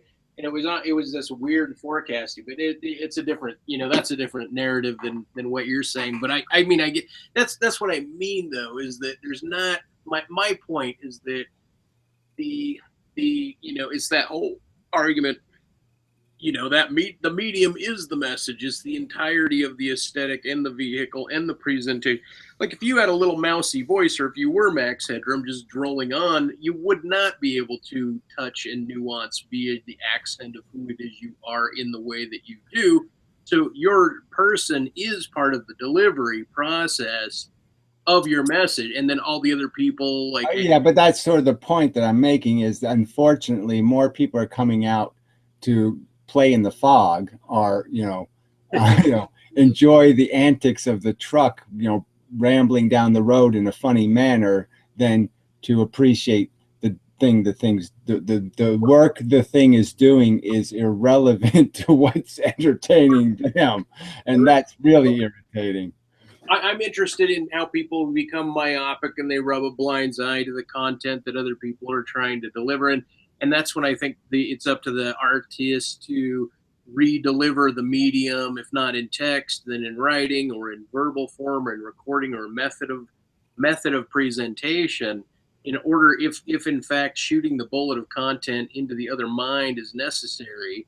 Yeah, I know, but isn't that awful hard to do? You know, when the symphony sounds so good to you a certain way, or and even an artist's style, you know, once you have your style, you have it for a reason, because you see the beauty in it, or the symmetry in it, or the meaning in it. And it's really hard to say, oh no, well, I'm really supposed to do this in crayon, and you know, I have to draw the big word boo somewhere in it so they understand this is a boo painting. And you know, when you start compromising your own aesthetics, you know, for the purpose, then you're almost doing exactly what I'm saying that life forces you to do, which is it's going to force it into some kind of, it's going to take something, it's going to be the rose being converted into the dead petals on the ground. You know, it's just going to tarnish the whole thing. Unauthentic variants of one's expression. See, but my thing was style swiping. Learn the mediums of other things and then migrate your style. The point of my style was that my style was changing or migrating, or I was using a different technique or a different instrument. Well, I don't think you were doing that in the sense of, you were saying, I'll show it to somebody and see what they think and allow that to make my decision. I think you were mostly going by the fact that you had your own sense of art appreciation, and you knew, yeah, this isn't a finger painting. Okay, I'll admit, okay, this isn't this bullshit where I take a white canvas and fart on it and call it a painting. Right. I'm doing something different than that. Like my princess here, right? Very hyper refined. And this woman showed up at a thing, and I said, I'm not selling too much of what I think is my best work. And she says, well, paint worse and sell them for more. And I took that like, holy shit, she's right. Like, and then I started painting my clowns like, holy shit, I can whip these worse paintings out, less technique, less value, less something, right? And then I ended up just blowing everything up into abstracts and finding abstract artists that people really enjoyed and thought, wow, this is so anti-intuitive. No, but is that really what you as an artist wanted to do? Is that what you felt was your greatest capacity to convert your conceptions and your visions into something? Is that what you wanted to do, is to turn into something commercial? No, meaning there was already a loss in what it is I wanted to do. So I had certain, like, kind of like, I'm already not right. I understand the pragmatic. I understand having to be pragmatic. I'm just arguing against it as a no, it wasn't an intellectual principle. I'm saying it's one of the things about life that sucks is this whole fucking bullshit of compromise and pragmatism.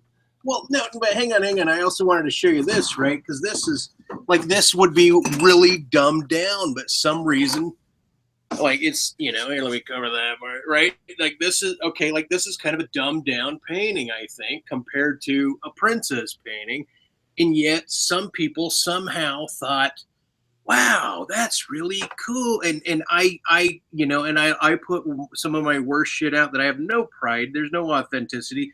I put my name on it because I was the organism that made it strictly. And I'm surprised when people buy it.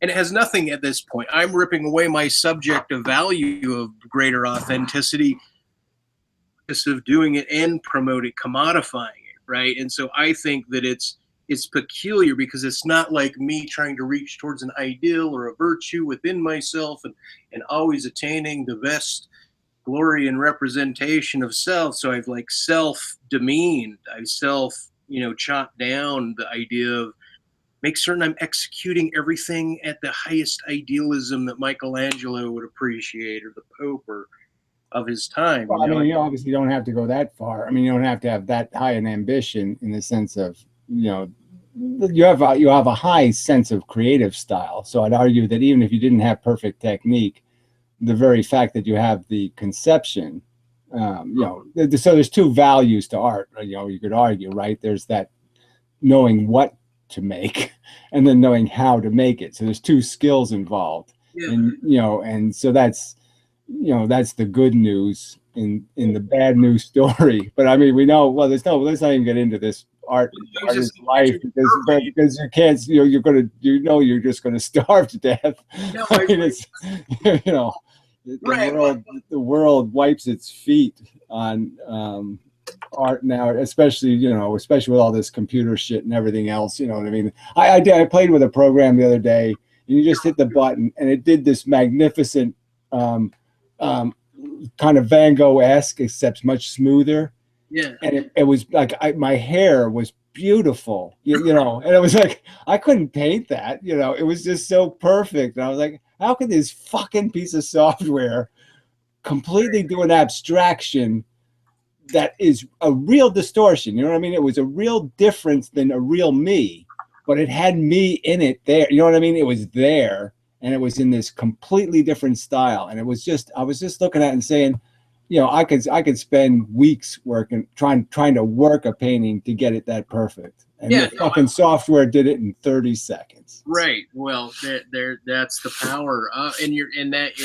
It's the John Henry against the locomotive, and even in the arts in a lot of ways. Yeah. It's just that's dismal, and I hate it, but it's Well, but I watched that most recent video, one of you, where you're upset. Like, I spent 3 hours trying to change the background of this frame of this video, and you're like talking for a significant amount of time about your discontent of not being able to get this particular presentation. And then you even like qualify, like, well, maybe you guys shouldn't be listening to this because all I'm doing is complaining about this. And I thought, wow, now what kind of retooling does Gary need for presentation if this little border is causing this kind of weird throw a wrench in my own machine of it? But you allow it and you still put it out there as a complete video. And I'm like, that's what I mean by like, it's not so much like, oh, well, we're in the future, aliens looking back, and we happen to land on 5 of Gary's greatest videos, and that's one of them. And we're like,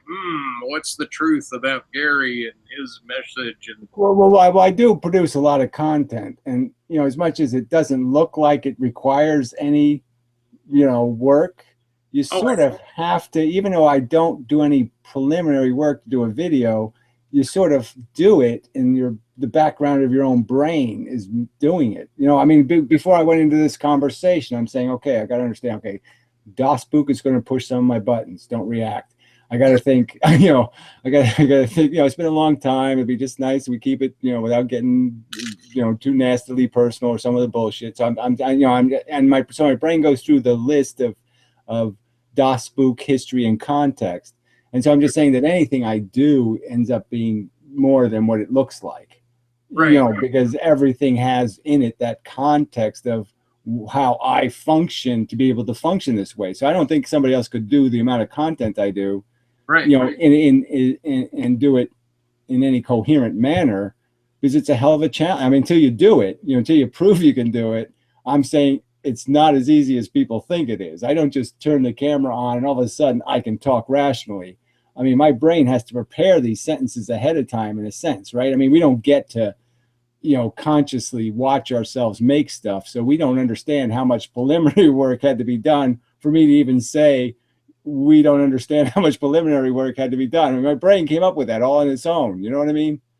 And that just doesn't happen without somebody doing their painting practice. Like you have to draw, and you have to do this, and you have to practice to have any proficiency. And you don't have proficiency doing this without your brain putting in the investment.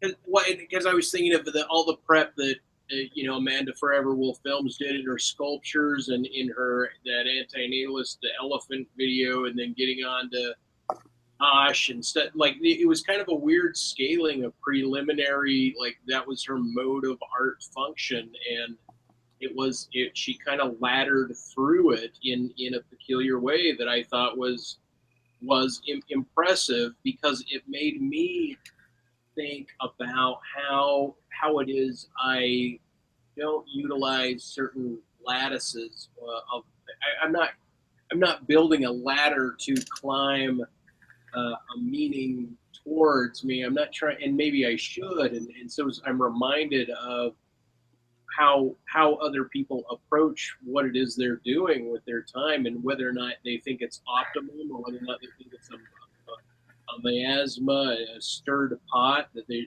prefer like, hey, I prefer this domain. This is my swamp in Dagobah, and I don't prefer to go out fighting in the galaxy or whatever, or something like that. You know what I mean? It's like, well, we all have to prioritize, and that sucks too. That's another one of these huge, the future. Like I said, I mean, I would have loved to have been able to be born into this generation, in the sense of that, but I'd probably squander it and fuck it up in some way. But I just mean the fact that there is so much you can be interested in, and there is so much you can find to challenge you. I mean, I love programming, I love painting, I love doing all these different kinds of things, and I'd like to do them more, but there's no time in the day, right? You can't, you don't have the option to live this 70-hour day that I'd like to live.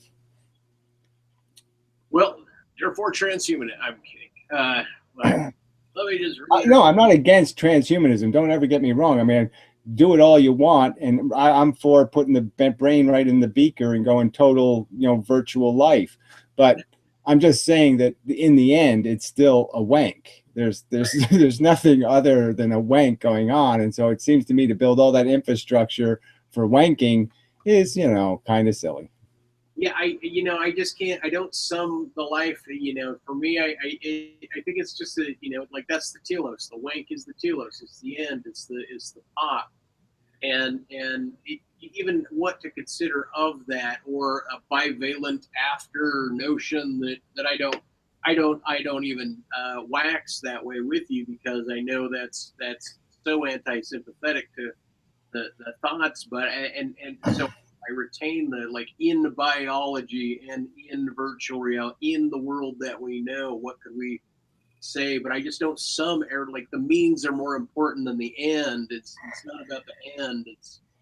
And Well, I know, but you just said it was in a sense, and I'm not saying there's a climax to life. You know, the climax is the passion. As I pointed out, I value the passion. I'm just saying I can't, you know, if I put these things on the shelf on the store, kid with cancer or a satisfied passion, I'm just never going to be able to say I'm going to spend my 3 cents and buy the passion and not buy the prevention. I'm going to buy the escape for the prisoners before I'm going to buy more cheese and wine for the privileged. okay, get a load of this. Now I'll tell you, like I'm in this program which is compounding compressions, right? With Bitcoin packets, right? But I keep trying to help homeless people. Homeless people will give me chunks of money, or other people will give me chunks of money, and then I'm slowing myself down to make certain that they have something in there.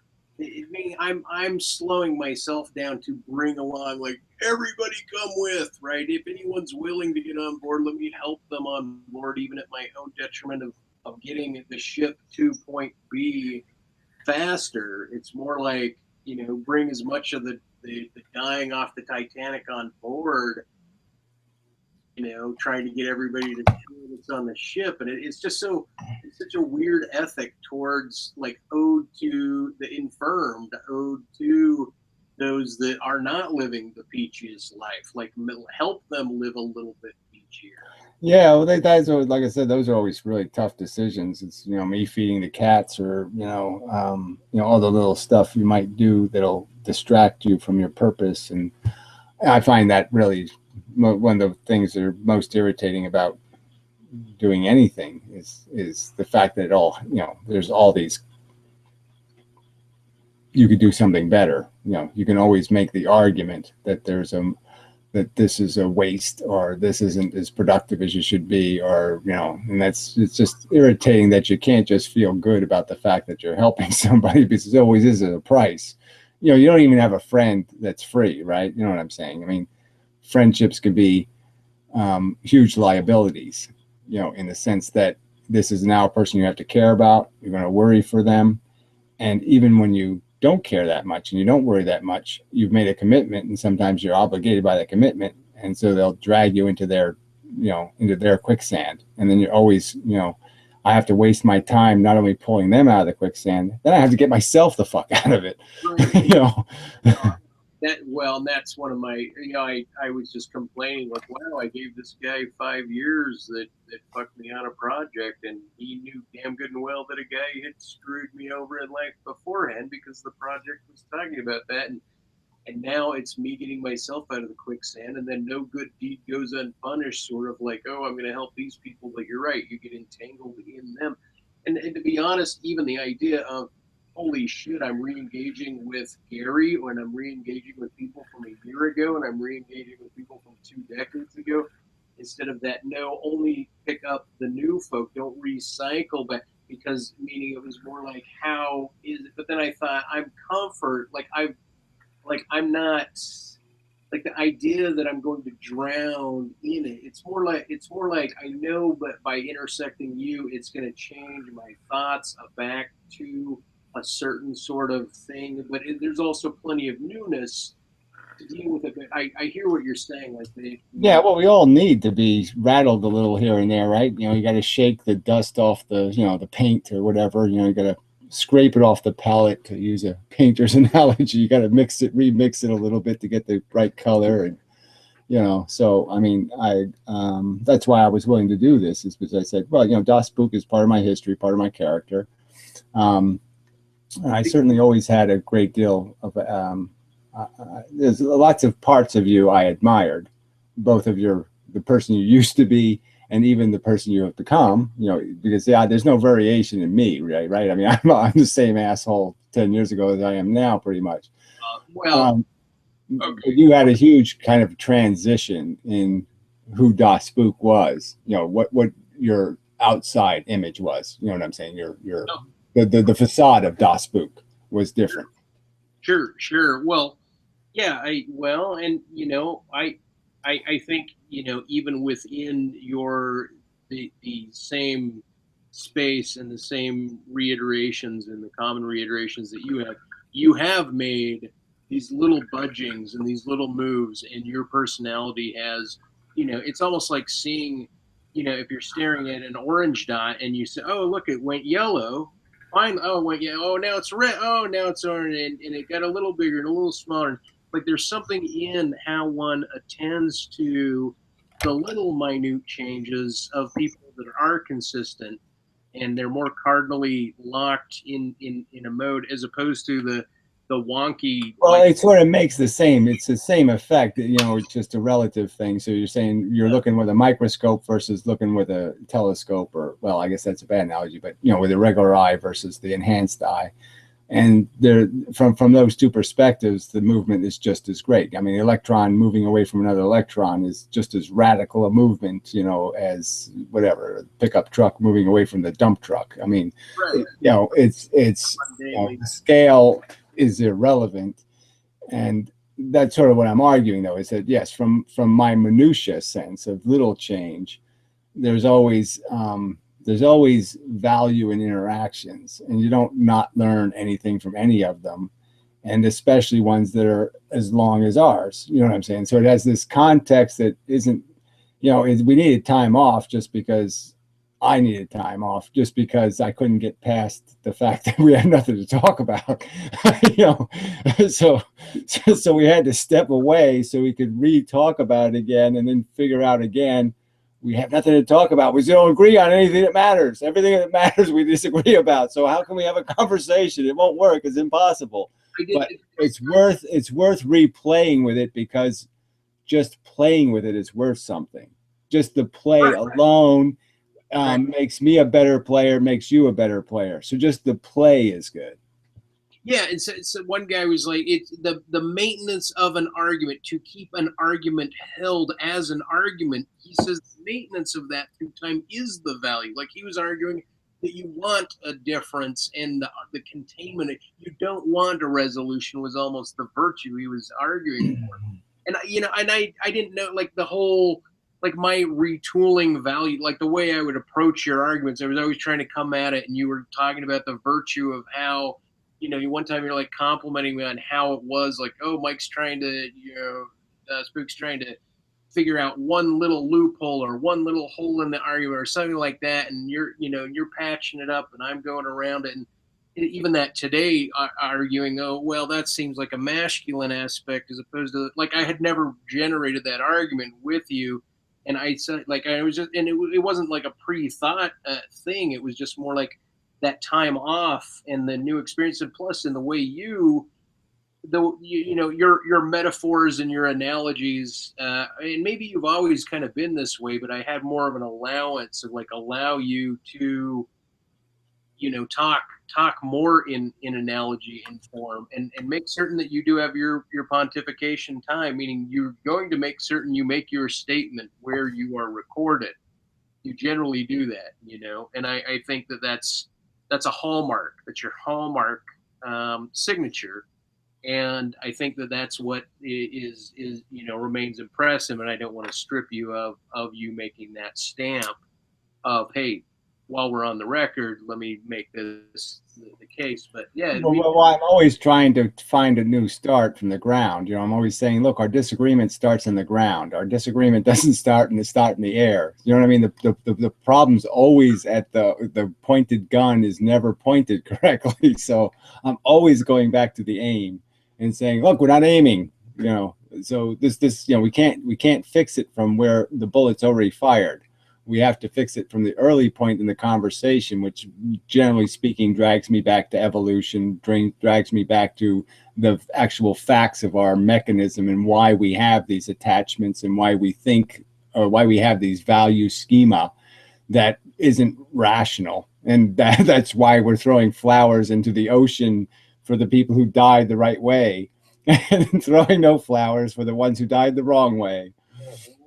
Yeah. They died the same, and they're not really paying attention to who's throwing the flowers at all anyway. But, and I hear what you're saying, but I mean, it was interesting you say from the ground, because right when you said that, before you even said shot in the air, I'm imagining two bats or two birds going at some sort of battle, or the joust game from the arcade games, like, and thinking like, oh, like air fighters, like Like maybe that was my preference. Yeah, no, it's more like we're both looking at something, and we're, from my perspective, and we're both trying to see the elephant from the same general perspective, and to understand it as an elephant and not to misrepresent it as a big giant anus, or big fat feet, or what I'm saying. We're both trying to see the same thing the same way. I don't know about that. Meaning, well, I just mean that you're expressing what you see. Yeah. Okay, in a sense, you're trying to explain to me, hey, look, dumbass, look, I see it right there in front of me. All right, how can you be missing it? And I'm on the opposite side of the elephant, and I'm saying, well, look, the problem is we have to exchange sides now and then. And we have to rotate around this elephant. We have to have some sort of rules for the conversation, because yes, every time you're looking at the front and I'm looking at the ass, we're not going to agree on what an elephant is. Well, and I just thought the 5 guys filling an elephant, or 2 guys, even the claim like X is an elephant, right? That it's a singular thing made me think, since I don't know what this creature is that I'm feeling, I'm not even going to now no longer say that it is the same thing that you're saying. But then I'm like, oh no, the phenomenology of consciousness in the world, and any way that we can pull it apart. But well, I'm just saying, there has to be some boundaries to how far we're going to go. Like, I'm not. I don't do this for fun. Okay, so if it was just recreation and it was just fun, I'd say, okay, let's suspend reality and let's do quantum mechanics, and we'll have unicorns, and we'll have spirit dust, and we'll have the magic world where we're all going to fall into the other universe where everything's rational, and we would just happen to be in the anti-universe where everything's irrational, and blah blah blah. We can do all kinds of speculations about magical ways of forming human identity and blah blah blah. But frankly, to me, that's wanking. Okay, that's not philosophy. That's some other kind of bullshit you do. But that's a weird ass kind of dance. But homie, don't dance.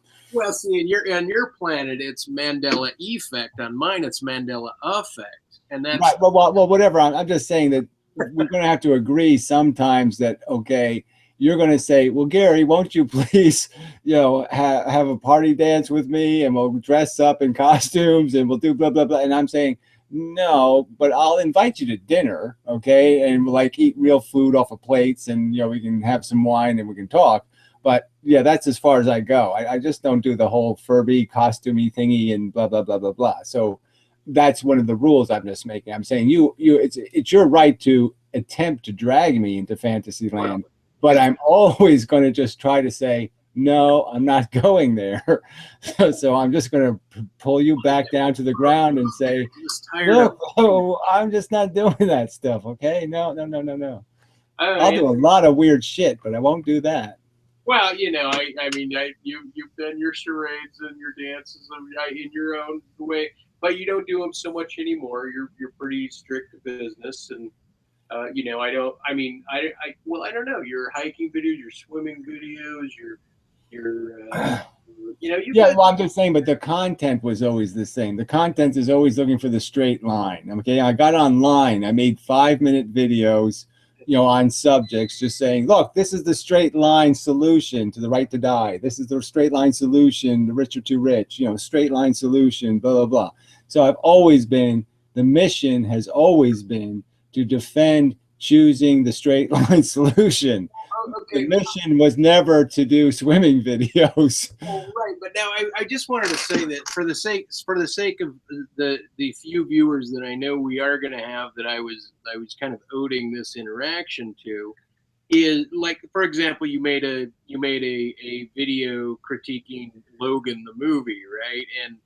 And you developed a very strict, like, I didn't think you were you took an angle to it. And the reason I bring that up is because the movie is a cinematographic production, and one of the people is into character attributions and cinematography and art forms and aesthetic. And I didn't know to what extent you take a non-straight-lined approach to accepting the weirdism instead of trying to dissect like the the rudimentary function and the disliking or the Well, I certainly can't help to see plot flaws. Some plot flaws are just so egregious that you just can't help but see them. They're just right there in front of your face, like there's nobody goes to the bathroom or something. You know what I mean? Some kind of little obvious things where you're just saying, how would that work? Because you're both on the desert island. You got, blah, blah, blah, whatever. You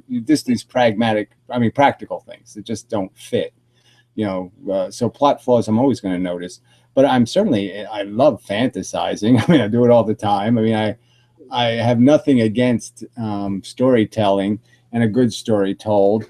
I've watched a few times the new Mad Max one, whatever it was called, newer one anyway, the one I saw, and it becomes a better and better movie the more I watch it. And it has a lot of aspects you might appreciate, in the sense of this religious idea of they spray their face with chrome paint, when they're going to do their maximum sacrifice act, and this whole idea that somebody would witness them, and they have this little thing where they when they talk about the dead, they reach out and pull them into their heart, this, and it has these, they're just beautiful psychological mechanisms, that make the story so much richer than just some stupid, throw fire bombs at cars moving 50 miles an hour and do all kinds of wacky shit, walking on top of shit. I mean, it's a really good, there's really good elements of deep psychology in a movie with almost no dialogue. And, that's basically an action film, what I'm saying. So I'm just saying it's a really good device, that it's a really good construction. It really holds up, is my point. Well, and I immediately thought of the new Blade Runner movie, and then I just went to see the latest Thor movie, which was like an homage of as much data as you could throw, stealing from the Transformers and Star Wars and myth and quirky humors, and yet I just thought, like, wow, it's just weird what is combined in a Thor movie, but then the aesthetic, the cinematography, how they spent time on the ambience of the background view of the visuals in Blade Runner was really interesting. And then I just saw that Vincent, Loving Vincent, the Painterly movie, and it was so nice because they're painting a character, and they're using the same canvas, but you can see how the paint is, like, they're covering up where the object is moving on and refilling in the background in every motion that the individual's making, right? And yet trying to retain the like you said, the it's an interesting form of animation. I don't know whether it's very practical, but I saw clips of it. I didn't see the whole movie, but I just saw some clips of the work done, and it was an interesting. Yeah, it really did say something. I don't know whether the story is the way they're telling it says anything, or the characters are well enough developed for me to say it's a good movie. But it's certainly. And the thing was about Van Gogh, meaning they was like, the movie took place shortly after he died. It was an interview. So all the people being interviewed about him were painted in his style. But then when the memories of him came about, it was all painted in more of a realistic black and white style, still animated, still painted, but more of a realism, as opposed to his flowing movement. Yeah, well, it is interesting, the Van Gogh thing, just because they, the movies they've made about Van, or even the productions, because they had one where Spock, Leonard Nimoy read Theo's letters. Yeah. And they showed in, the background was all of Van Gogh's paintings. And so it was just a one-man show, but it was really, profound. I mean, you gained a real appreciation through it. It was a great presentation. Maybe the message is bullshit, but I'm just saying, it was presented so well that it didn't matter if there wasn't anything behind it besides some story about two brothers who cared about each other. Well, and I like the $6 million man against the Bigfoot that's also a robot, meaning that it's not brothers. It's just this really trite crap that I just love B-rate movie histories and weird old TV shows and the quirky, wonky, limits and aspect. And I don't know. I don't know. I see some of that as, to me, just being a traditionalist. I just find some of that stuff comfortable. An old black and white movie is so much easier to consume in some ways, because you're not distracted by all the cinematography in a way. The image is moot enough to make the story the more real. Right. Right. It's like reading a book in big text versus a book in little text or something. It's just so much more consumable for a part of me. Yeah. It's just, but I'm just saying that's just, I imagine that's just me personally, just because that's my comfort zone. But I really do love old black and white movies. Yeah. Now, well, and that the movie Airplane, the comedy, apparently was a remake of a black and white movie, almost verbatim, that was satired. And that there's some video on it, and I remember watching the movie, the black and white one, after I saw that, thinking exactly what you're saying. Like the black and white nature of it was, yeah. I mean, there's just something nostalgic about it. It's like using an old typewriter with.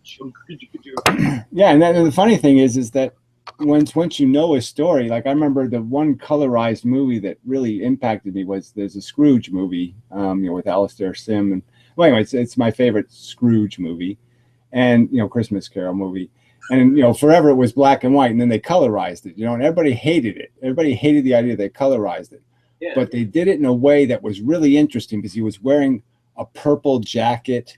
I mean, the colors were so overdone. Yeah. That it gave such personality to the characters in a sense. And so in a way, it's like taking your old story and modifying it does give you more because it startles you or whatever. Do you know what I'm saying? If it's done right, like I said, if the colors are right, colors that you appreciate, it just feeds you even more information. It says to you, this story means even more because look at these colors are the right colors. The end of the last Star Wars, right when they showed Carrie Fisher as the young Princess Leia, the computer animated, I was like I was fucked up. Not unlike the same way you're describing that kind of painted on candy. Like I wasn't expecting that weird spectral color or whatever they called it at the time of painting each film frame. And I'm weirded by the shocks of difference from what you assume. I don't know. Well, it's just interesting to find that you have triggers, that you didn't know that's a trigger. There's a trigger. There's little triggers that you can't get to me, little things will get to me and I'll be so surprised by them getting to me. And it's fun to kind of analyze why is that getting to me? Why did that trigger me? Yeah. That was his job upon meeting you and other people is first figure out their personal triggers, plug all the heartstrings, get that shit out of the way, and then start going after the argument or around and aboutly. And but I mean, and you've done it too, meaning you became an artist of the like you're the sucker punch, you're the knock them out with the first blow sort of guy, just like chop them up. I'm gonna bring the fucking chainsaw out and just obliterate. And it's just interesting technique of how you're dealing with populations of people where you're trying to form a position or an argument or a manner or a personality and have to defend it, have to war, and how one negotiates with other individuals in even the idea of warring is taken differently now because now it's a drone war and it's the troops aren't shooting the other ones; they're shooting above the heads of their enemy instead of like trying to. Yeah, that's a good metaphor. Just because it's the idea of a battle like in the old days, you actually had to kill somebody face to face, and it's like there was a certain charm or integrity to that. Where this press a button and blow up a family and 10,000 miles away is just so different, in terms of, oh, that's still war. No, that's not war. And so, yeah, some of me feels like you know, as much as I love this technology stuff, it also creates a kind of Borg that you're fighting. You know, you're not even fighting, you're fighting an animation of humanity, not any real humans. You're fighting the trolls and the spammers and the jackasses. You know, you're not really, you're not, you don't get to, you know, it's like it's like even in the old days, they used to give you after the news, they'd have that little 3-minute segment where some crank goes on TV and he says, I don't agree with anything that motherfucker newscaster said, you know, this is all bullshit, it's a conspiracy, and blah, blah, you know. And so he had you know, as much as everybody was silent, they almost had more of a voice with that one character that got to say, you know, the world's all fucked up and I'm not going to take it anymore. You know, the network thing was almost almost more of a voice than this crazy world where it doesn't matter. I mean, if you actually did go to City Hall and blow your brains out, everybody will just complain about the mess you made. I mean, there won't mean anything. Like I said, if I made a video and say, I'm going on a hunger strike tomorrow and I'll be dead in 28 days, no one care, right? It'd be like, let's go watch the guy starve to death. It'd be fun. You know. No, I know a guy online that just went through. I mean, I guess it was last year. He decided, for political reasons up in Canada in his province, he decided he was going to go on a hunger strike, and it lasted about 5 days. And then he acquiesced and made a public statement. You know, and other people were, you know, he was exactly what you said. It was more like, okay, let's see how this goes. Let's see how ineffectual this is. You know, like, oh, is my little stunt going to catch on and go viral, or is it, you know, is it everything is so pocketed into certain absurdities, where back in the day it was certain things like that. Yeah, well, how do you compete with you know, 12-year-olds who stream their suicide live? I mean, you know, you can't really compete with that. You know. Yeah. Well, and that's the whole thing. You're right. The generation now has a history, and this is what I thought. You know, when full lives are recorded, you know, that's why I like movies where you see the same actor when they're young kids and they're grown to adults and then they pass away, because then you can condense a whole life in these movies. And then YouTube's going to start condensing lives, and pretty soon you're going to see whole lifespans and things in synopsis and paraphrase form, and people will start generating more views, I think, in the future, like compounding, compressing, and seeing media that represents the lives compounded and pressed, so that they can make more quick decisions about, hey, is this something I want to do, or is it something I don't want to do, or what are the options, and can I genetically manipulate my kids, or should I blow my own head off now, or cut my ween, or turn, you know, whatever they want to choose. Is just more of a perceptual crunch. Yeah, well, we're all stuck with having a narrative. But see, yeah, so you triggered me with this statement about, you know, you like the whole continuum, and I'm exactly the opposite. Because to me, if you do that to, like, even the Seven Dwarfs or Sleeping Beauty, you know what I mean? If you don't have the happily ever unanswered, undescribed doom that they're going to fall into, right? I don't want to see Sleeping Beauty at 85, you know, with ovarian cancer, you know, dying with tubes stuck up her ass and all that shit. I don't want to see the Seven Dwarfs. I don't want to watch them all die. You know, some stupid, horrible death. The rock falls on Sleepy, and, you know, Dopey gets a brain tumor. And, you know, I don't want all that context, because it steals from, you know, the idea of being alive and being, you know, strong. And, you know, you just don't want to see the Terminator. I'm old and rusty, and, you know, stop doing that, dude, or I'll be, what did I say? I forgot. What, I'll be back, or something like that. What was my lines? You know, who wants to see that shit, right? You don't want to see that. When I went to a nursing home and watched people die, and then I came back, like, the meaning is in the media, and so the irony is that you're saying, I don't want to see Snow White at 85, and I'm thinking, well, Shirley Temple already. Well, not for fun. I'm just saying, when I'm watching something to feel good and to enjoy, see, the context will destroy it. I mean, watching them obliterated is going to be so uncomfortable and painful that why would I want to watch that? I mean, it's like watching John Wayne die in his movies or something. It's like, no, you can't kill. It's like if Unforgiven, if they killed Clint Eastwood in the end, right? You'll all be like, "Fuck, this movie sucked." You know?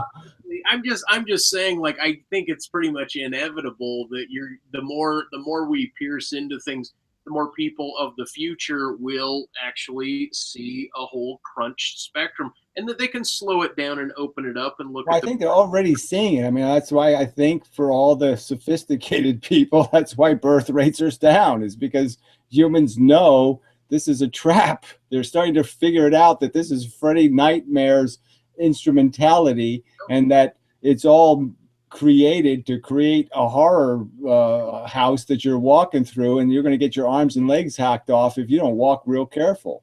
I argue with people like with the whole cryptocurrency. Like there's a lot of dystopic people, and then there's a lot of optimistic people, and then people that don't even consider it. And my thoughts are, especially coming amongst this Utah Mormon kind of keep your head up, look on the bright side. I think there is kind of more of this. Yeah, we know that people are dying, but we're just going to, lay our myth over it, and then keep really positive, such that there's still a lot of people, I still think they'll see life and they'll still say, well, they'll find a virtue even in the maggot piled piss death, meaning that there's still some people that are going to see the bright side.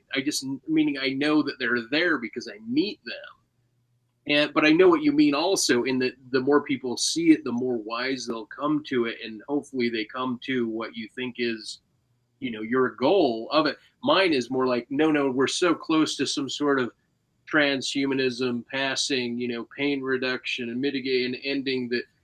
And so it's a splintered spectrum of let life naturally come to an end, or to the cure, the notion, the ideal, like I always think people always have a mind's eye blind spot. Their mind's eye has a blind spot like their regular eyes, and that they rub it over to help them negotiate the terrors of what they assume is happening in their world. And so I don't know. Meaning I still think, for as much wisdom as you bring to the table with what you predict or speculate of how things might be, I know that there's other people that somehow navigate that same mindscape with a different thought, a different. Yeah, well, I think logic just comes down to the bottom line is waste is bad, and there's just no way to calculate this as being anything other than reckless waste. I mean, it's too sloppy. The game can be understood to be no win, and the amount of victims it creates. Again, like I said, the mechanism is made out of that. The whole idea of this genetic replication is built on the fact that you build a lot of copies and kill most of them in a brutal manner to prove you're victor, to make your last gladiator that gets to replicate. There's a bunch of broken bones and ripped to pieces flesh on the battlefield, and it's just silly. That didn't impregnate the woman, all them dead sperm. I have to do one prayer for each one every day. Every time I blink, each guy. Yeah, well, I'm not going to engage in an argument about the death of a sperm, but whatever. I mean, frankly, there's nothing stopping nature from putting a brain in one and actually killing zillions of something in a brutal manner for a minor purpose. So I'm just saying it just, anyway, either way you look at it, that is it's a futile waste for nothing but a notion in the human head. It's not some articulated fact of, hey, look how perfect and great we are and how we're a cure to the universe's boredom. There's just no argument to defend our function and beyond our own perception of worth. We see it. It doesn't exist in the reality. It just exists in our perception. Well, and it is that self-inclusive perception that one allows themselves to get lost in, like block out the horror, maintain this, and then expand, and then I have offspring, because the expanse of my blindness and my keeping the horror on the outside allows this domain of, like, it's kind of like the whole idea of like, oh, in certain fraternities or organizations, it's like people, you might not get along with everything all the guys do within a like a company or something, but it's your job to never speak against them. I'm not speaking on it. I heard this as an ethic, right? Like if people are in agreement, like you belong to this said group of family, right? You don't go against your family, meaning they may do shit you don't like and you may move away from them, but when you're speaking to anyone on the outside, you don't defame them and you don't accent what it is that person did wrongly as kind of a code of conduct. And so by that same virtue, I think people use that as a, well, we're inclusive, we're going to breed, but we're going to blind, we know the horror, but we're not going to speak about it, like speak no evil, and then just continue on your way. Yeah. Well, I'm just saying that the appeal of rationalizations and justifications is the whole thing. Why religion has been durable, and I'm saying those are all bad reasons, not good reasons. So they're all cheats of the truth and all compromises against the truth, and they're made quite aggressively. So I don't have anything to say to that except that's just part of the vice of humanity, part of their crime against the truth, crime against their own dignity, crime against their own intelligence. I mean, it's a crime against your intelligence to think a god made it. It's a crime against the very capacity to think, to make up these fake narratives of superior function when you have such inferior, the evidence of your inferior product is so glaring, and the inferior product of humanity is so glaring. The huge price it paid in these silly wars and all this silly waste of all the deprivation and poverty, and that's just the human element. Again, like I said, most of the experience of life is happening in organisms who don't have our capacity to understand how they're being brutalized and cheated and abused, and how deserve has nothing to do, it should not be an acceptable standard. We deserve better than to exist in a world where deserve has nothing to do with it. That is not an acceptable present. That's not an acceptable gift. Here's the gift of deserve has nothing to do with it. No, that is not a gift. Well, and I remember early on in my arguments, like with you or otherwise, it was the idea that for you to build your actual home, you had to displace mice and ant populations, and that was a huge abuse. Like my dad flushing a spider down the sink, or us, if our sperms had some sort of that neuro, like they could feel pain, and that we were somehow separating ourselves off from this sub, like, our sub halfway with a sense of discare, knowing that the world is horrific. Even if our sperm could feel this agony of their drying and or whatnot in cold air, or the spider, to the extent that our minds allow a closed group of like individuals in tribal, I almost want to say cultural tribal rule systems that are almost go unspoken in some relative aspect. Now, I'm not saying they're evolutionary per se, but I'm saying they're a result of grouping or historic tribal movements as they've grown. That certain conditioning comes about that may have some sort of offspring in genetics, meaning there might be some genetic factor to it. But I know what you're talking about. Meaning I'm not.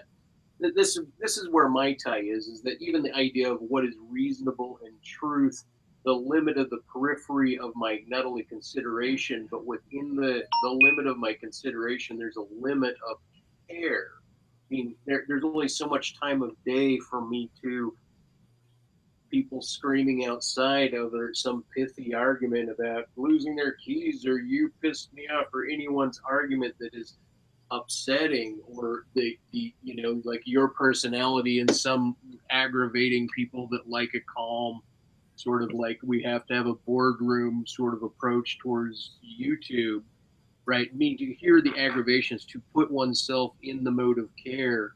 It's almost like if somebody's killing a dog in China, I'm not spending my time like impassioned by it because it's not in front of me. But and so it's this more like, how does my mind, how do minds, or how do I believe other minds, relative to family and friends and community, or icons that they care about, how do they care about, how do those coalesce, and then what is outside of that. And reasonably, you're right, it's all there in mass infinitely, meaning there's more googleplexes of life out there that are feeling and suffering and living and dying than my mind can wrap around, let alone my compassion. And so there has to be some sort of limit or degree or Well, something. that's the challenge of the conversation. That's why I have to rely on metaphors. Is I have to try to create an analogy or a story where the person can understand that this is like a store that you walk into, and we have this choice, to buy somebody protection and relief from horror, or we can buy pretty girl to have sex with, or these are the choices that we can buy it with the same amount of money. We can do this commerce, and so it's yes, there's no way for anyone to comprehend even I've used the analogy of rodents or something. I mean, billions of them, going through these horrible life cycles. And you bring up the bug dying. Well, the bug's going to die anyway. And it's likely that if you kill it quickly, you've done it a favor compared to the little microorganisms that'll kill it slowly.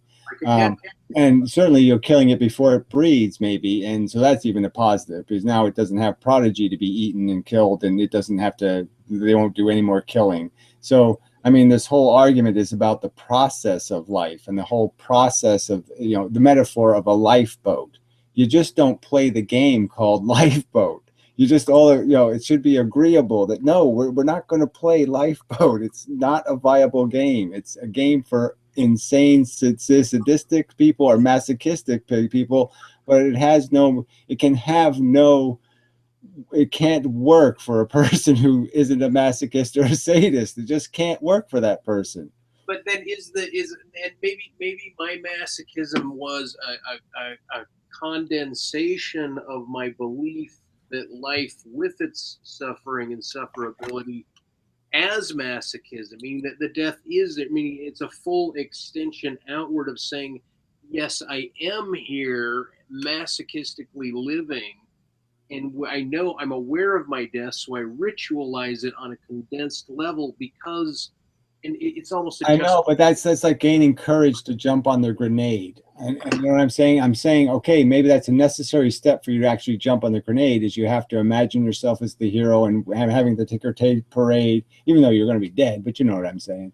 You imagine the value to give you the courage to blah, blah, blah. And we can do the same thing in the opposite way with the narrative. We can beautify the ugly and uglify the beauty, and we can paint we can paint it a lot different than its reality. And I'm saying that yes, all our culture and all our institutions are painting an abstraction that is so distant from any reality and detail. Okay, I wanted to bring this up as an idea, and I'm not even certain how to get into it, but because I said, oh, we're coagulated spirit dust, right? Meaning, like, almost talking like, well, we're just biological voxels at the, electrical lined up voxels within that were more condensed and functioned here, and they move through these evolutionary cycles. Yes, but within whatever current frame we're in, it's almost like, well, we're just electrical bits, like we are, like the iRobot or the Blade Runner, or the Luke Sky. I am machine. I am just particle aspects that have the, meaning the whole thing that your argument rests upon, not your argument rests upon, is the value of the suffering, right? Like, hey, the pain is the value. But and I'm not trying to focus on that. What I'm trying to get at is the idea of what does your universe in terms of media and symbols, like tea leaves in your environment, like reading the tea leaves. Like, do you ever look at your environment outside of media as, you know, oh, there's a creek and the sound and the cat and the light and some sort of synchronicity or almost digital patterning? Is there, do you see anything, you know, any ghost in the machine in the actual, you know, analog of your life? Like, do you have that, do you have an aspect of seeing some sort of, Yeah, I mean, like I said, I've obviously, I gotta just argue that my sexual passions create value in some kind of slimy pussy or something. You know what I'm saying? Something that is practically described as nothing magical, and yet my brain somehow says this is magical. You know, so there's an example of, yes, I'm vulnerable to those deceptions from the structure of biology in terms of finding some things aesthetic. Some smells are very attractive. Some smells are very repulsive. I don't get to decide those. I don't intellectually choose which ones stink and which ones are beautiful. My psychology and physiology does all that work for me. So yes, I'm vulnerable to those things. But yes, I would argue that I make every effort to understand that my brain is just arrangements of mechanical little bits, and that there's a certain minimum amount of bits that you put together that creates the sensation of pain. And if I could draw it as a little dot pattern, it would be the same for somebody else and you and anybody, that the pain thing has a similar pattern to it. The dots would have a similar appearance, your pain, my pain. And the same thing with I won the lottery, you know, and this is the dot, this is the configuration of what you feel when you win the lottery, right, you know, and that's just a configuration. If I could draw it anywhere and put it in space, I could just put I won the lottery configuration, brain configuration out there in space somewhere. It's still a reality. It's still something meaningful in that there's this sensation of joy and relief and you know, I'm deburdened, right? All the burden has been lifted. The sword has been pulled out of my anus. You know, my life is now charmed. And you have that for 5 minutes, and then you start realizing that you have a bunch of problems still.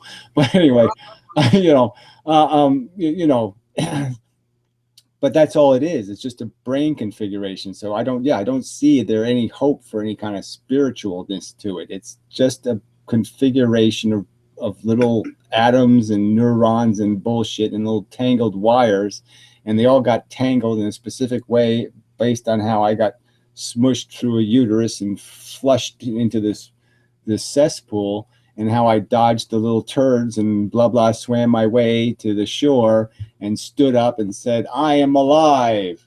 And you know, so what? I'm just a brain configuration. There's nothing, you know, so what? I'm alive.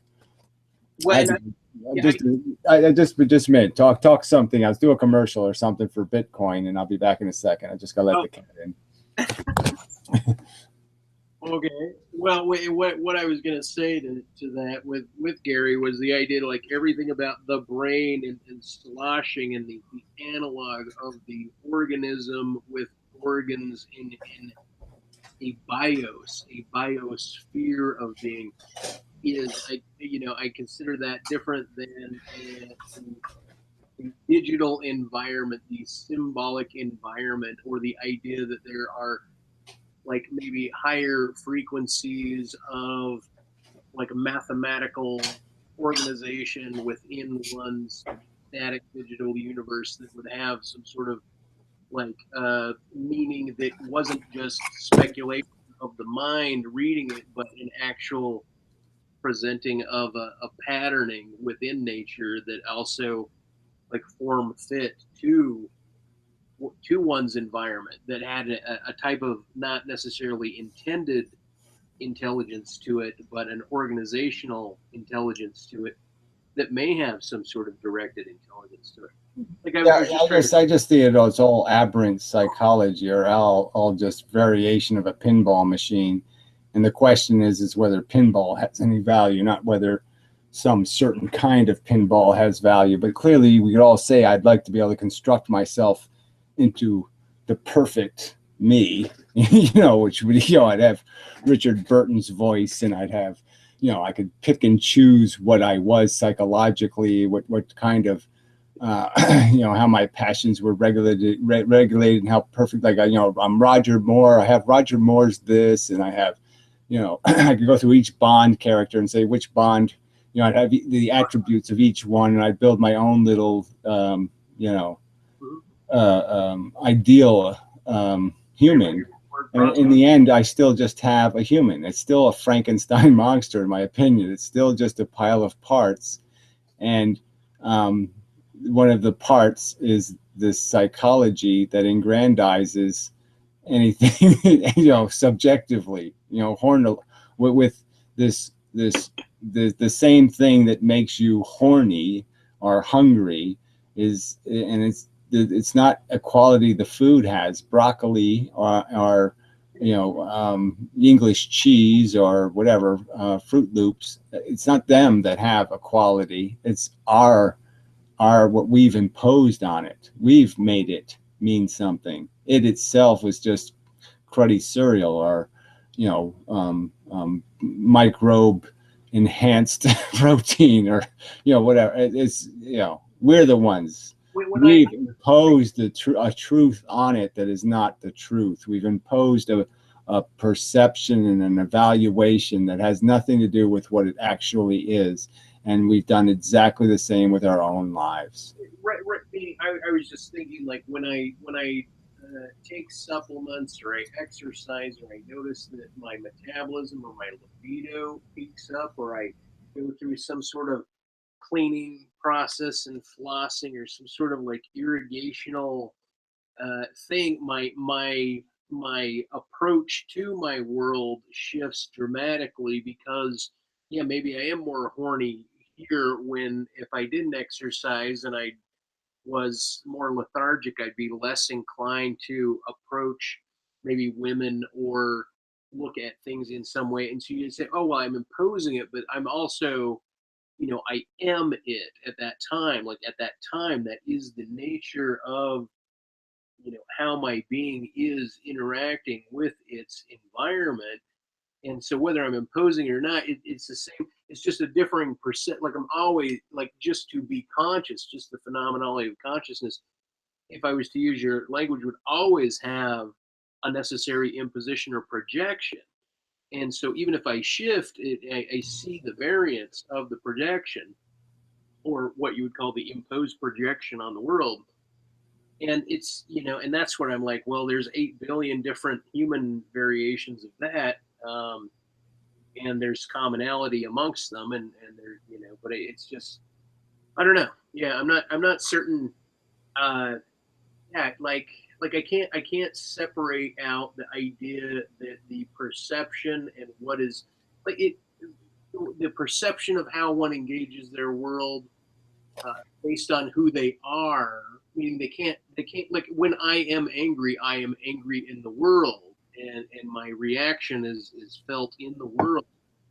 And when I'm in different stages in tone, that the tone is what is the case, right? Like that's how I see it. And so I guess all I'm saying is that the idea that at one point it's merely psychological, and at another point it's an expression of my biological tone or metabolistic frequency or level seems like it's not like to say, well, this is psychological imposition and this is an expression of your being in the world. It would be like a hard line, a discrete line, instead of diffuse spectral, like extension. And I don't know. I think that's where I'm at with my, I keep extending spectrums of consideration instead of dropping an axe where people drop their axe. And when people do drop their axe, I criticize the binary where they drop it. Yeah, well, my counter to that would just be the explanation that we're all byproducts, and we don't create ourselves. We are just a byproduct of this slop that we go through, and that's all just so circumstantial. And so in some sense, that's pretty humbling, and it puts me in check in terms of recognizing that even if I do something admirable, I'm not doing it because I did it. I'm doing it because I was programmed to do it, and I acquired knowledge that it was necessary. And so it's like, even if you jump on the grenade, it's not really a selfless act because you're doing it because you respect and honor something, and you're doing it for the honor. You're doing it to acknowledge your appreciation for something. So in a sense, it is a selfish act, and that's all we can act out of. But I'm just saying, on all that is just so randomly produced. It's just so, yes, there's a certain probability that there'll be a certain number of psychotics in the world, and there'll be a certain number of neurotics, and a certain number of, and it's just, you just end up being one of those people in that class. And I just happen to be one of the people who grew up never being a Borg member. I mean, I never had a moment from my first conscious moment. My first conscious moment was not something like, oh, fantastic, I'm here. And my first conscious moment was, what the fuck? I mean, I sensed danger, and I sensed something to be concerned about, because it all seemed quite dangerous.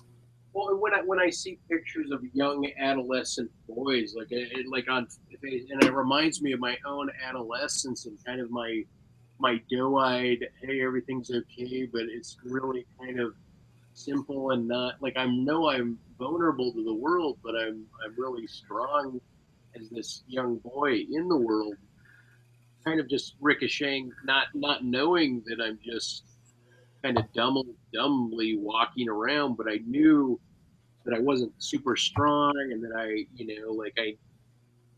like being a weak, like a bean pole, literally, that's very weak as it's growing up, and it doesn't have good stock, it doesn't have girth, and it's not holding its position in its environment yet. So it's, and I mean, that's part of the growth cycle of the youth, is to realize that, hey, I'm not the strongest thing on the planet. And then a lot of kids, that's when bullying, you get like, hey, hey, I'm gonna break this fight up, or hey, I know. Yeah, well, I think that's what makes a risk-averse person. But obviously, you didn't grow up that way, so something must have changed somewhere where you didn't learn from that.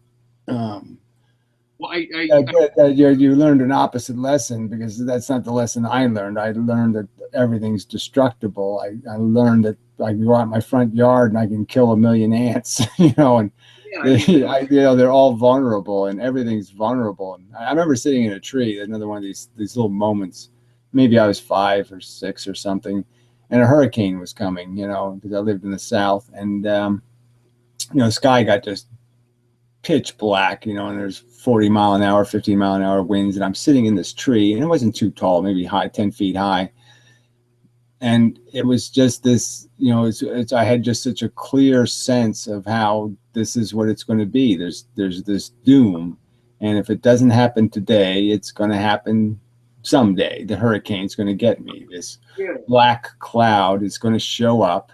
Right. It's going to rain hard on me. And I felt no wish to play the game. I felt no wish to make this bargain. Where did I sign up to be a victim in this fucking meat grinder? Where did I say I want to play? Because I don't want to play. And that was my conclusion, that this isn't a game worth playing. Right when you were saying that, because I grew up with 3 families, and each one of them had 3 kids, and they were roughly the same age, and we go to these houses, and I'd climb these trees. We'd all climb the different trees at the houses, but one of them was, and it got really vulnerable, and certain kids would fall out or cry, or they couldn't get up, and the other ones would be up, and then they put a swing on the bottom of one tree, and that was easy for the non-daring kids. And then the older son of another family put a bungee cord on it, where you kind of put your foot in it and you jump, and it was more of this like, we know everything's fucked up, because the dad in the family cut the head off of a chicken, started plucking it, and we're watching. Like, that devastated me. But even that vulnerability of being in a tree in the wind, I remember those moments, almost with how much higher can I go to not just impress them in competition, but to like test myself, and then who dared to bungee jump first, or did they? What did it take to trust it? What did it take to play within the tree, within a storm, within these different? And to me, it was more like when the wind would blow and you'd see the shit blow away and you saw shit burn and everything. It was more like I don't know. Maybe it was more of a wizardry or more of a magnanimitude of like the power of storm. It wasn't a sense of doom and like my life is doomed. It was more of a what the fuck am I gonna do? Like more of a blindness, like I don't know what this is about. I don't know what this like. It was more of an existential. Yeah, well, I guess that's what I'm saying is that my conclusion was it wasn't about anything. There's no God, there's no magic to any of this stuff. This is just a hurricane coming. They've been coming for hundreds of years, and they just do this stupid thing because that's what weather does. And there's no good reason. There's no rhyme or reason to it. It's just this chaotic swirl of crap. And it's like, why am I in this game of dodging these Damocles swords? Where did I sign up for dance around the swords? I have no will to be a sword dancer. Yeah, and when I saw the storms and the leaves, like I'd see, to me it was more of an interest, a beauty of it, but the beauty was always out there. It wasn't in me. Yeah, well, I can't say I didn't have some positive experiences in trees, so don't get me wrong. I mean, I loved heights when I was a kid, so I'd climb trees high, where you'd be waving pretty good, and and I had dreams all through my adolescence. I always flew in my dreams, I didn't land. I never landed very well. I never like landed on my feet. I'd always kind of be going pretty fast and just kind of tumble and crash. But I loved flying, and That was a rare dream for me. Flying was rare. I was always on the ground. I had monsters attacking me in dreams. yeah, no, I have to say I was kind of lucky in the sense that I didn't have nightmares when I was a kid, which is really, I've had more of them now in the sense that they're not really nightmares with monsters, they're nightmares of reality, like the cat's dead or something, that something's caught in a blender. My dreams are just, people being horribly brutalized. I don't even die in my dreams now anymore, and I used to die in them. But yeah, it is. I have to say that, yeah, for a very troubled kid, I had dreams that were really very pleasant. Overall very pleasant. And that's an opposition, meaning that's a contrast to mine, where and I had wompy, weird, no pleasant dreams, but I also had plenty of horror dreams, and a flight dream was a real rarity and a gem to have. And it is weird because, yeah, like you said, you had a waking sense of doom and your dreams were pleasant. Yeah, I guess that's what the brain does, right? It's challenging you in the places where you're not challenged. So I guess it knew I was already beat up enough in real life that it needed to give me some kind of something attractive and pleasant to strive for. So it was like give me a little pep talk or something. It's doing a little life propaganda or something. And my dreams were just, my brain, maybe it knew that if we pile any more on, if we dump some nightmares on this kid, he's gonna, he'll jump in front of a car. Well, yeah, and I mean, some of my moves were the weird shift, like allowing full subconscious notions, I guess, to really permeate and move me into reality. Like, oh, the Smith program in the last Matrix enters and actually blinds Neo, and it was more like the myth of everything got moved into the reality, and everything got skewed through, so that the idea of a border between subconscious consciousness and the case, what truth is, what non-truth, what any variant, like the variance itself became skewed. All x equals x became x equals x to the one, or x equals x to the two, or just x equals, or like, hey, the x on the left doesn't equal the x on the right, obviously, and like anything that was a twist of contrast or a mirror, an irony, or something of being seems somehow. I mean, obviously there was a vulnerability to thrashing, crash through my limits and thrash me, and I think that's like I think certain Sure. certain things can do that to some people, but yeah, I don't know. I don't know. It's so weird. The contained dream, the horror, the flight in a tree, the being pushed around. But it made me wonder why you were saying that. I had this assumption, like somehow you were living, mostly growing up with as an only child, like you're out in the woods, like. Yeah, no, I had three sisters. So it wasn't uncrowded. Um, and that's probably why I'm a feminist. So I had three sisters. But so yeah, no, there was nothing. I didn't have a bad childhood. It's just that I had a bad attitude, you could say, in the sense that I was already looking at the game. And so by the time I was 11, I was already to call myself an asshole. So by the time I was 11 years old, I had figured out, oh, I'm a selfish son of a bitch.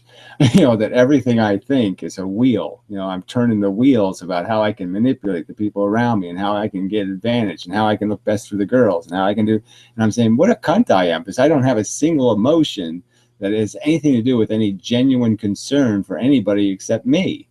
Right. And that, having that realization, I would argue, I suppose, at like an age like 11, makes it very difficult to navigate your life, because all of a sudden I can't just date girls trivially. I can't do a lot, you know what I mean? All these things that you might need as experiences, I can't experience that because I have to consider the fact that I'm now knowledgeable about how my motives are not the only motives involved here, and that my ambitions are not the only ambitions, and that my feelings are not the only feelings. And that makes life really difficult to play, when you have to consider, am I really good enough for her? When you have to actually ask yourself that question, it's not so much, will she have me? The question is, am I going to be better than the other asshole that might show up? And I have to answer the question, am I going to do the right thing? Am I going to be attentive enough? Am I going to be this? Am I going to be that? Or am I going to be about me? Am I going to be too selfish to do somebody else any good in a relationship? I mean, those are all, that's pretty challenging bullshit for somebody 13-year-old to have rolling through their head as they, try to navigate a fun existence. In contrast, having only brothers, no sisters, and my mom wearing the pants in the family, being a feminist herself, but in some way, it was weird because I did move women, like the boy-girl relationship. I assumed a lot of things as equal and not as like a hetero. I need to care or concern myself about who they are.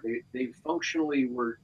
They were like I was attracted to them, and they were the same but enough different. And my mom always reminded me, like, Mike, play the game. And I'm like, what game are you talking about? I don't get this game thing. And somehow you locked in of, I get this game. Like, I know the game. And then you had to develop the compassion relative to women because you had sisters in the difference where for me, I didn't even, I didn't figure out even the idea of what the game was of life or playing the game, right? This weird notion, like I couldn't figure out what the fuck is she talking about? The game, right? But for you, it was more like maybe as intuitive as it was for my mom to lock in on this. But and I don't know, and whether or not I was good enough for a woman didn't matter because I didn't have a notion of what it meant to have any responsibility towards a woman. I was just this free range hormonal. Right. Well, that's what I'm saying is that early experience, like I said, Louisiana was a really, there was so much life there that's thrown away casually all the time that I became so aware of mortality and the price paid. And so, because they're all pets to me, you know what I mean? The rhinoceros beetle on the driveway was a pet. It wasn't, it was like a cat. It wasn't something you could trivialize. Right. You know, it was meaningful, and so everything that happened there, it was so brutal a place because all the people were so you know, gratuitous in their um, disrespect for animal consciousness. You know, I mean, they were just so brutal that yeah, it was impossible for me to make sense of it. I mean, I couldn't find the world a comforting place because I couldn't find any part of humanity that was at all something I wanted to run to and hug. You know what I mean? It offered me no, there was nothing, you know, pulling me towards it. There was just this horrid repulsion. Mm. Well, and I mean, even this discussion on childhood and perceptions and location and stuff, it's like it does like quickly, you know, repaint like a okay, you know, and whomever might listen to this, but you including ourselves, kind of like try to retrace what the other one's path may have looked like or developed in their I mean, that's what I mean by like I think every Well, this is the real challenge, right? I mean, I didn't have to acquire a philosophy, right? It was imposed on me. So it's like me having sisters and you not. So now I'm sitting here talking to somebody who doesn't have sisters, you know, and I'm trying to explain, well, you see what happens to them. You know, you see them getting abused and treated like shit and, you know, all this kind of crap. And so you gain appreciation and, you know, they have the periods and all this crap and the bullshit they go through and blah, blah, blah. And so you gain appreciation. And so now I didn't have to learn it. It was the knowledge was imposed on me, and now I'm in the position of trying to explain to somebody who can't experience it. You know, they don't get to experience it. I have to describe it to them, and that's the hard part because I can't put them on the desert island for 5 years. I can't give them the experiences that gave me the knowledge. Instead, I have to somehow impart just the knowledge without the experience, and that's a tricky. It's a tough assignment to explain something that you know through personal contact. I know from touch, you know, it's like explaining it to an AI. It's like explaining your feelings to an artificial intelligence. And it's going to have no, it's going to be, what do you mean you feel it? What do you mean you know, what do you mean? What's this warm thing? What are you talking about? What's, you know, it's not going to be able to understand the signposts. And so it's such a difficult challenge to orient somebody to the position you have when you don't have any rope to tie to any standard poles. What? Okay, interesting way to put that. Because for example, in college, right? There was a guy, and he had a sister, a single sister, and his dad was a truck driver, and his mom was somebody that he met in the war from Germany, and brought her over, and they had kids. And I went to college with this guy, and I remember we got in an argument way back even before the internet was fleshing out, like women that were, you know, young women or women that molested young men, and I remember because I was sitting there as you were saying that, like what, you know, like the polls, because I was thinking like, you know, it was interesting because we'd always have female babysitters. I think there might have been one time we had a male babysitter, but two of these babysitters, you know, were, you know, basically molesting. I thought, you know, and they were just in mid, but it was weird to discussion in college with this guy. Well, I think that's a whole subject that's probably made for a different conversation because I have my doubts that you can draw parallels between the act of sex for a man and the act of sex for a woman, and what capacity they have to be abusive in the sense of rapey. Okay, so I don't think a woman can actually rape a man, but whatever. Well, number one, I was 6, hardly a man, right? And anyway, well, I just mean that your sexual is so overt. It's so overt in the sense that your excitement is your excitement. It's not a deniable fact. Okay, so I just mean it can't be an unpleasurable act by the very fact that you are aroused by it. I know. So you know, that would be my objection, that if you could argue that there was real triggers on a woman as overt as an erect penis, that Look, I'm defending something I'm not even trying to get to, right? I'm painting a picture to fundamentally get to the idea of what it was to have an experience in my life that had some sort of echo that's very difficult to explain to a guy, the same guy with his sister, who was never molested by women, because he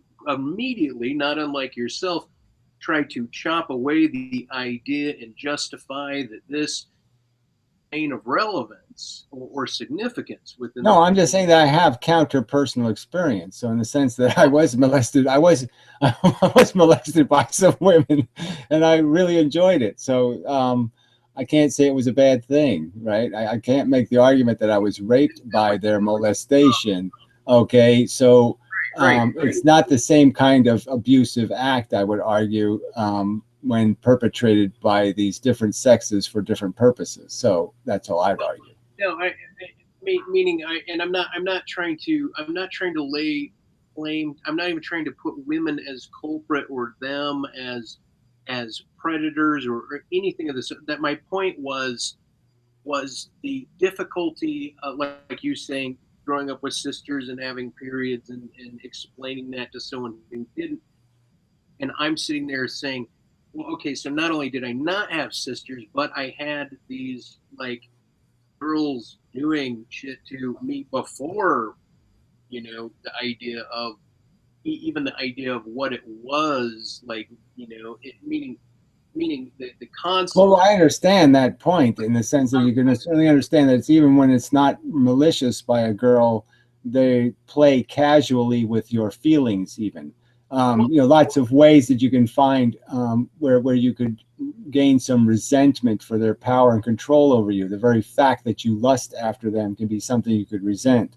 So I can understand how you can gain some negative perspective about how women are manipulating you.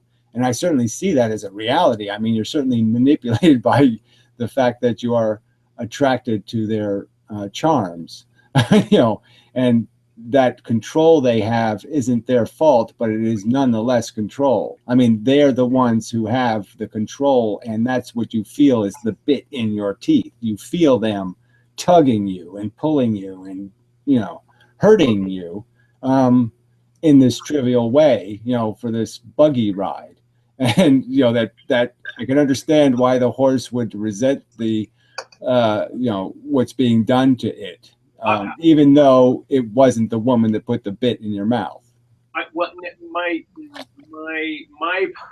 Thanks for your exposition on this, but my point was simply to, like, if I'm not talking about someone's region or province, you speak of Louisiana, you're now in New Jersey, your age is different, your location, your perspective, the landscape, the history, the dimensionality, the relationships between brothers and sisters and parents and environment, like every single individual comes up in we all have gravity to the ground unless someone's being raised in a space station. You know what I mean? It's like, but there's still this huge difference. And I guess what I was trying to point to, what by bringing that up, was the idea of what it means to have an expression that runs roughshod against somebody else's life's beliefs and construct of what the way they see things put together, right? So when I mentioned the guy in college, like he had this very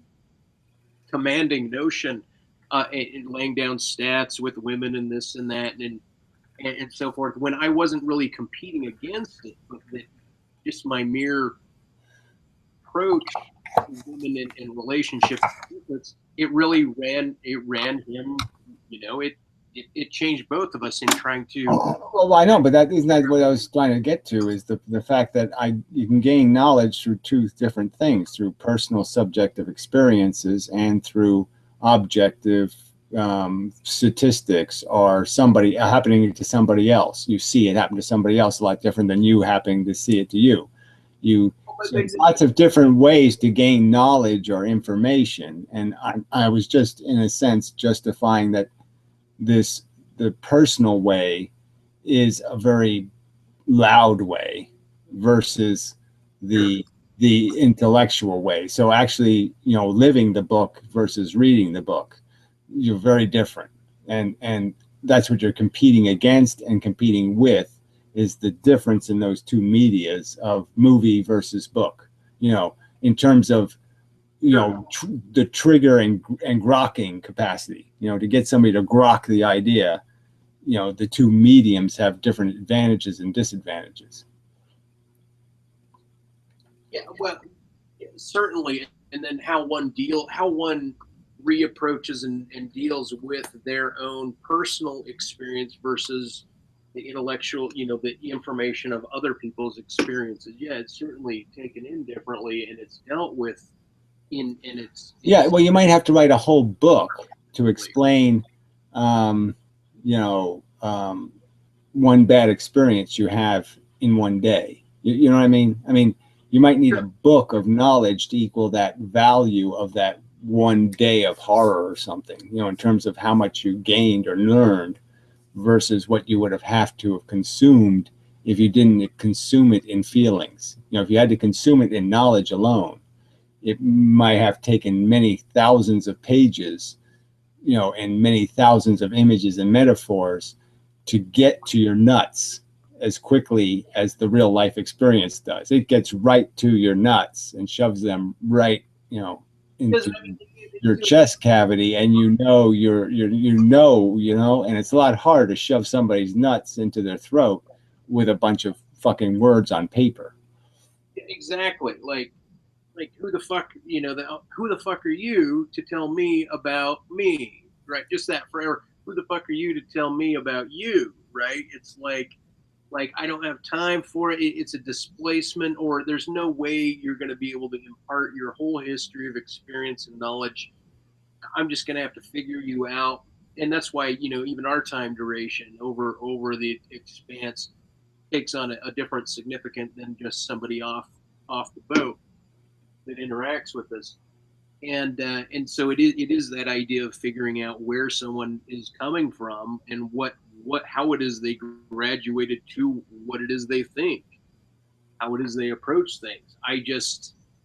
I keep falling into differences and then trying to find commonalities with this notion that no matter how much I nod my head in agreement and try to get to this idea of a consensus truth with somebody, there's always going to be something that comes about that says, "No, I'm just not there. I'm not on the same page." Yeah, well, part of the problem, though, I think, is that if we went back to the elephant metaphor, you don't think the elephant's an elephant. You think it is a shapeshifter.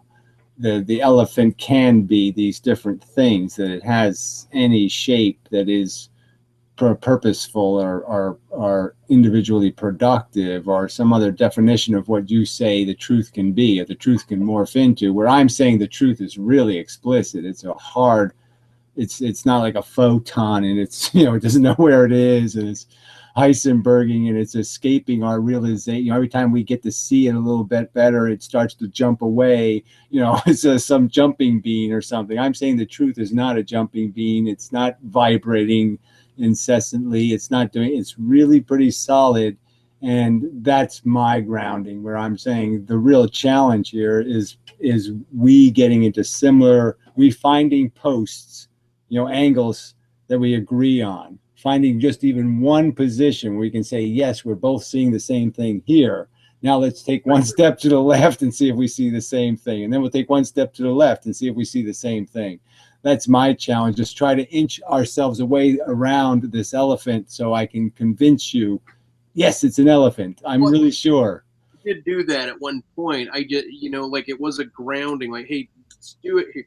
Think of it this, look at it this way. And it was this reiteration of, this is the bedrock, this is the ground. But then I started to then think, like, I am a pelican and you're a fox now, meaning that you're always on the ground, and I keep jumping on. Like, to me, I'm, well, let me hop up here, and you're busy going left to right. And I thought, just that like the the freedom of a different axis of movement had me like, well, I can't like I can see where you're at when you're there. Like I can grant that over when I'm there.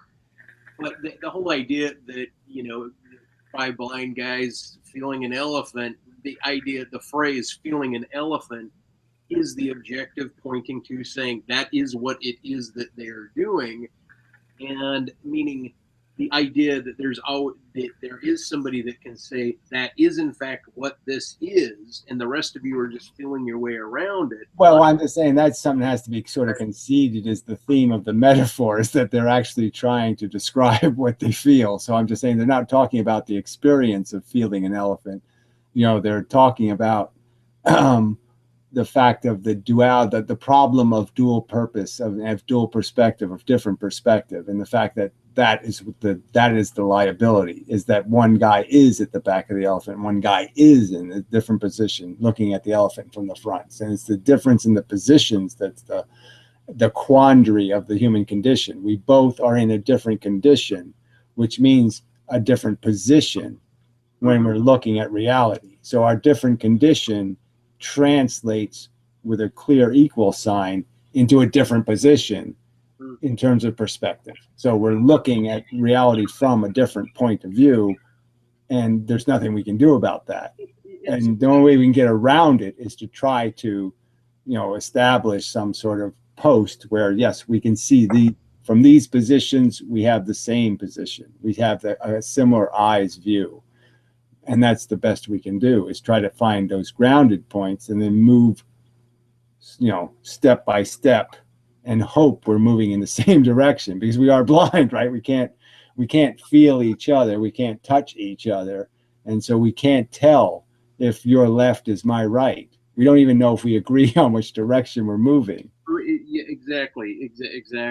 And that's where I was, you know, and at some point I made a purposeful move that even if I was on the same page, knowing that your mode was okay, let's pragmatically step right and look, that they're like, hey, I'm just not going to move that way. Meaning it was like, I'm just not going to let you further the argument tactic that I was, you know, bringing up to stalwart to block your, you know, meaning in terms of just argumentative sake, how do I win an argument? It was a tactic, a technique to not move when I knew that was what you were trying to do, was move it in this way. And then every single micro movement, it was always like, well, okay, now let's argue a definition here, and let's argue a perspective here, and let's argue a history here, and let's argue an outline contextual narrative. And yeah, well, it's very difficult to keep the personal shit out of it, and that's what I get a lot. You know, even in the physics arguments, there's all this psychobabble about my psychology or my anxiety disorder or something else, and you're saying, how is this possible that we, you know, this conversation has to be reduced to this babble, you know, when we're doing something about some explicit absolute truth statements you're making about the universe, and we're going to have to argue each other's psychology for why you can't see it right because your psychology is broken or some other bullshit. It's like, who wants to bother with that rubbish, you know, in terms of but some of it you have to do because it does have a real effect. I mean, psychology is unfortunately a player in whether somebody is going to be a defender of a sports hero or not, right? If I have contempt for the sport, then I can't possibly see the heroes of the sport as heroes, right? If I think the sport is crap, I can't iconize them. I can't cherish them. I can't say what a great performance when I think it's ugly as fuck and stupid and a waste of time. And, you know.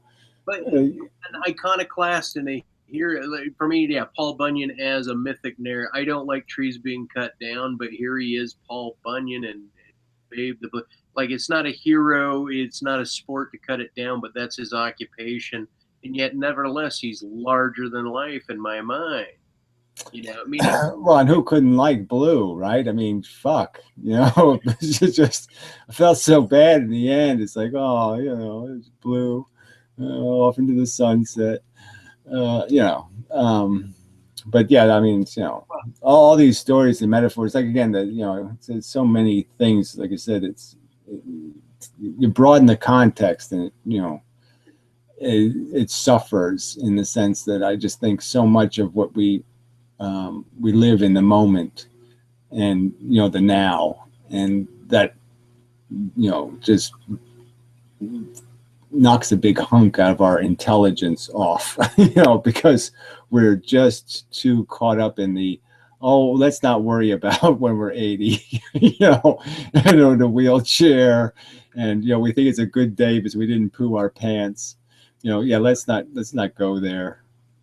Well, and I was wondering, because I was just turning someone on. I said, "Oh, well, there's this. It's like the Google Hangouts or the Great Debate Community, and they argue in text, and then they get together in Hangouts." And I thought, you have a persona to also keep up, but I also thought, you're capable of pulling your reins back, but it's not like you to do so in engagement. And I just thought, what do you look like in, because you've had plenty of tiny chats and pools and like mob style. Like I remember like dealing with mob style arguments in philosophy rooms, trying to defend positions and work, like an Aikido master to line these two up and knock them down and go over here. And I thought you would go in and bark, defend, and then you'd be shut out or pushed out, and I just thought, I wonder. Well, you're trolled out. You're trolled out, right? Because that's really when I lose. That's my triggers, the trolls.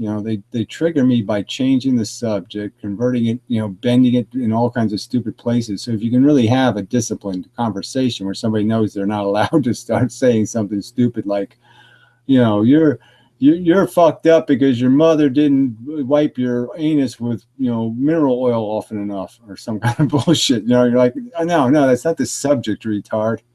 And that's when I lose it. It's when when I'm debased into this kindergarten conversation, and I'm like, well, I'm not doing. I already did kindergarten. I'm not doing ABC blocks again. Fuck you. No.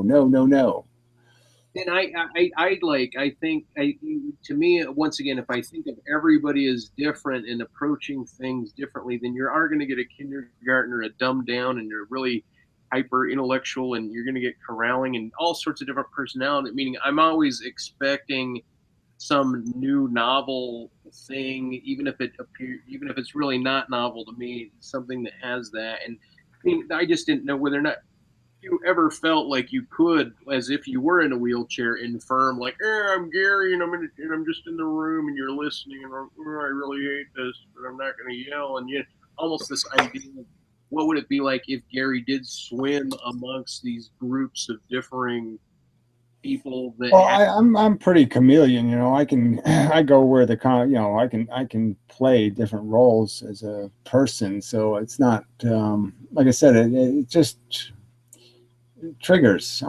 I still say it, that it's that simple. I'm triggered into things. I don't go there because that's what I want to do.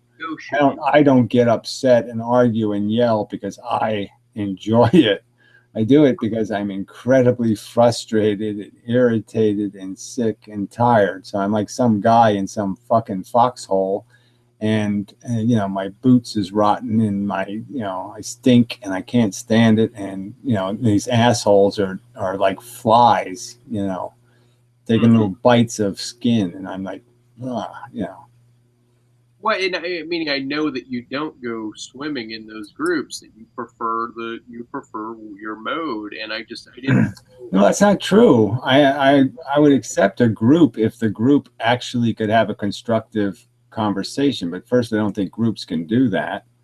Okay, group conversations always go lowest common denominator. They're always dominated by the squeaky wheel ABC guy, and he controls the agenda, and so you never get to any higher concepts because you're always kept dragged back to Walmart. So go back to Walmart, back to Walmart, back to Walmart. And it's just the lowest common denominator is the bottom of your stomach, and you want to approach it where the acid is in the stomach. Like, hey, I'm here. Here's my acid level. I'm laying it down, and they're like, hey, wait, there's the bottom of the stomach, the lowest. Whether or not you're like, okay, I'm going to exhale, let my duodenum like lower the stomach, and then I'm approach it, like accept it, and then raise them up into the ass. Well, I'm just saying that's the game, though. The game is levels. You know, it's like any video game or anything else. It's levels, and you can't go back and then go forward. You know, to the end. You have to do it in the rows of these levels, and so once you're thrown back a level, you're stuck having to regain all the ground you had before in terms of context in the conversation. So you have to go back to get the context where it's supposed to be, and it takes just as much effort. And so redundant. I mean, the human race has been arguing some conversations for hundreds of years, and they haven't advanced the conversation because they always go back to the starting line. You know, there's no God because, and you know, blah blah blah blah blah, and you have to re-argue the same crap over and over and explain how, well, you know, who created God, and you know, what was God doing forever? If God was forever, what did he do forever? And then he came up with the idea of making humans and tormenting them. I mean, that's not the kind of idea you take forever to think of. That's the kind of idea you have when you're not thinking very well and you might be a little drunk. I mean, no, and but I mean, like there, like if you controlled who, like, oh, I belong to a community, but I'm opening a room, and these are the players that you've witnessed, like, oh, atheist, atheist, and I might bring in one. Well, if you know, if you have some suggestions of people that I can have a fruitful, intelligent conversation with, I'm all for it. I just haven't found anybody, well, frankly. You know, I'll link you to some stuff because I thought, guy, you know, you would be added here, but then I also, like, there's certain, like, I was criticizing, like, the Facebook, you have to have certain sort of, even in the modern airs, often in social media, you have to have a boardroom personality of civil compliance that's in, that I think it needs to be broached and waived, and people do break it, but there is kind of this demand of, hey, this is the way we're doing business. This is the way. Yeah. Well, look, I haven't said skanky cunt too many times in this conversation, so yeah, I can tone it down. Right, you know, I mean, I wasn't feeling an obligation to in this conversation, so it's not like I have some impulse that says I got to swear a lot and I got to be, you know, I got to ridicule people right to the, you know, groin and all that stuff. I mean, some of that I do tend to do, you know, but I just mean that if I know, you know, we're at the fancy restaurant, you know, and you know, and you don't belch and fart and take your shoes off and shit. Yeah, I know that part. Okay, I can figure it out. Right. Well, and I thought if, you know, if you waded into some of the room, and by wade, you know what I mean, like you're you know, walking gently, carrying a big stick or something, that, and going in slowly, and not allowing your temperament to increase quickly you know, a stigma and reputation within the community. Then I think, meaning if there was a sense of self-reserve of expression, even when you're triggered right out of the gate, to just allow it just to take the temperature of the water, so to speak. Well, I've done that, though. I've done that. I just don't, like I said, I wish you could do that and be passive and the conversation would be enriched. But as soon as I tone it down, you take the advantage of talking about, you know, would you like silverware or gold silverware? You know, and I'm like, you know, is this what you're going to talk about? I don't want to do this. I mean, I really don't want. I don't want to talk about gold versus silverware. Well, please.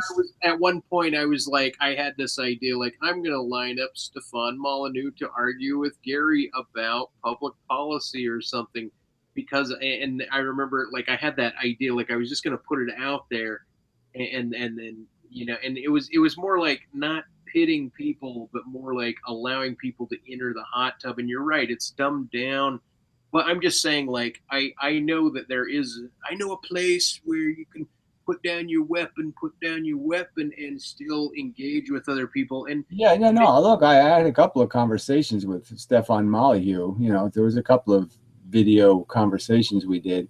So really? Yeah. So they're on my YouTube. And yeah, there were civil conversations, and we respected each other, and we just totally disagreed, you know. So, you know, because we knew that was the format, you know what I'm saying? We didn't, there's nothing, you know, professionals know not to get personal and do all that kind of raggy shit. So, you know, you just argue about your premises, and I think I wiped the floor with him. I think I made a nonsense out of his rubbish. Well, was that after I posted that video where I'm like, where I said? Probably it was before. It was a good 5 years ago at least. So. Oh, well. Oh, okay. Well, that's interesting. I didn't know. I mean, I had some back and forth text exchange with him before he kind of his game got ramped up, but I didn't know that you had video interaction. Yeah, he obviously wasn't as big as back then as he is now, but he was still substantial character in a sense. He had 30 or 40,000 subs and that kind of thing, so he wasn't a nobody. But I mean, I was the nobody in the conversation. But like I said, it was I had one with How the World Works too. I did a conversation with him back in the old days. Well, I'm just saying, I'm perfectly immutable to having fruitful arguments with people. I'm just saying the group thing. I got tired of it because it always went, like I said, always lowest common. The biggest troll in the room wins. So you always go where the biggest troll says you're going, and that's it just there's just no productivity to it.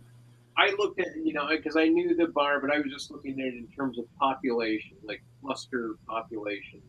Like I'm just part of a cluster, and there's going to be somebody that's a lower cluster, the lower bar and the higher bars, and then it's your idea to peel the cream off of the top, and then the next time you enter a room, only invite the cream that makes sense, and then re-slather it and see who else shows up in the next blotter or the next. Yeah, no, I still have hope for the internet being able to do this. I think this conversation was constructive, and I think it's the way to try to migrate it into individuals exchanging. Like we trade off who argues, and then try to find even a format for it. A way of judging who should go to the next person first, whether I should take on the person first or you take on the person first, and that kind of some method to the madness. Structure the conversation to try to get it to turn and whirl in some kind of positive direction. And I just in terms of not only expanding the subject matter to include all that you can, but to enhance the quality of the interaction between the individuals and what they're trying to accomplish and what they're trying to say, without getting into the hostility of, what do you mean you're for raping women? You fucking lunatic, you sadistic, masochistic, insane fuckhead. That's just, it's not what I want the argument to be, is an argument about how big an asshole me or you is. The argument is about what's the, how do we do this conversation thing in a productive way to get to what we both should respect, which is the truth. Well, and the truth is that Quentin Tarantino did write about Like a Virgin. Madonna's Like a Virgin is that woman was a fuck machine, and then finally she met a John Holmes fucker that really laid the big stick on her, and so it hurt, and the pain made her like a virgin. And that's what the song was. Sorry, I'm just remembering. Yeah, well, that was a bit of a non sequitur, I might call it. Right. Yeah. Maybe. I bring that up kind of part because, like you said, like almost as if this was some sort of spin-off into other interactions and a culmination of good interaction. But still, nonetheless, my theme of the interaction had to do almost with, like, if we're up here talking, then it had to do with the idea of the effect upon.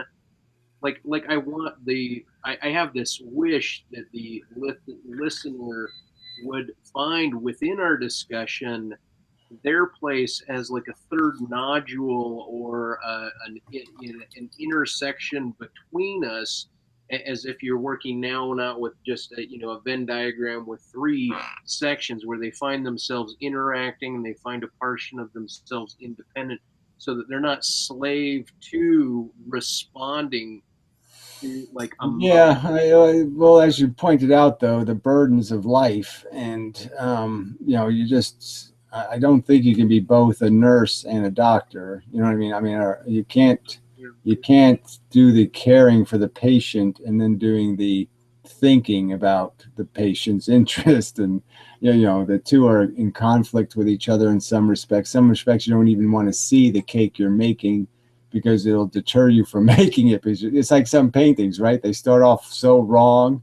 It's like, where am I going with this? And what a disaster. And so if you think too much, you're not going to be able to do what you need to do in terms of releasing, what I'm saying, getting to the level you want to be, the freedom you want to have in terms of getting it done. So you kind of know those liabilities. So I'm not I'd like to be more personal with people.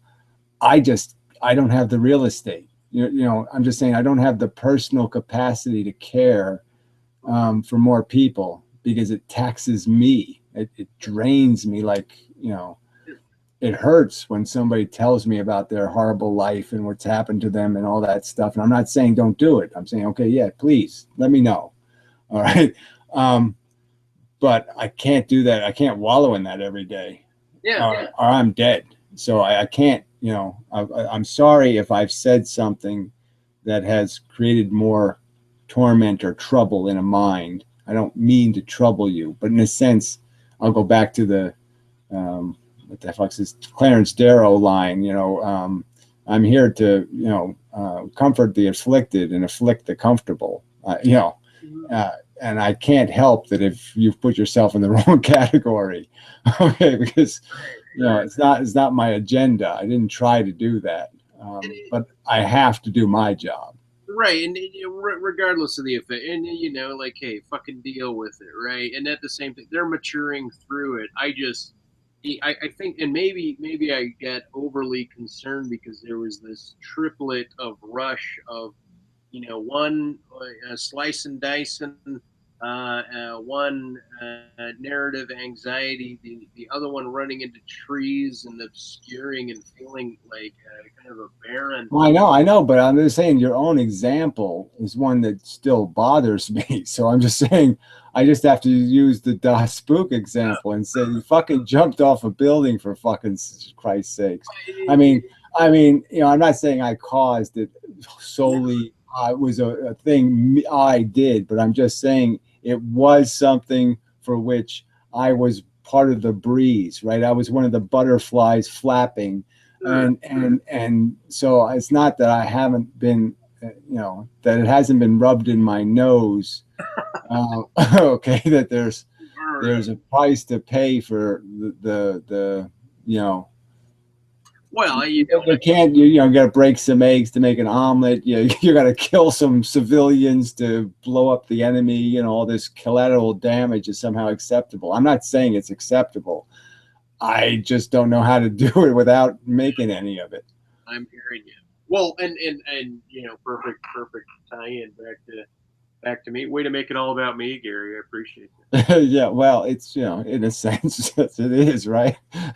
So North Star, and you just now, and then when you are, it's like, yeah, you're well said, and and it is weird to speak about one's role into another, and then one's accepting one's like, hey, I'm gonna the choice or the direction of allowing oneself to choose to do something so obscure as this, as jumping off a roof or whatnot, and to have it painted with, like, one guy. I mean, put it this way: you were more present as Butterfly Effect, but this other guy, he totally thought because he bought a painting off of me that I once said I would never sell, and then I jump off a building. He assumed that he was directly responsible as a disjuncture in, like, of me losing my ground to rationale because I broke my own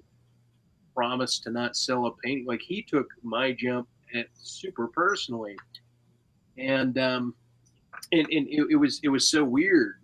I mean, it's weird to assume how, and here I am taking these other people's, embedding, like, oh, there's anxiety and there's confidence, or there's harm, self-harm and masochisms, and taking on, like, God, how am I not a role? Like, I'm over embellishing my role. Like I am a bigger butterfly in that than I wanted to be, and you are too, obviously, because.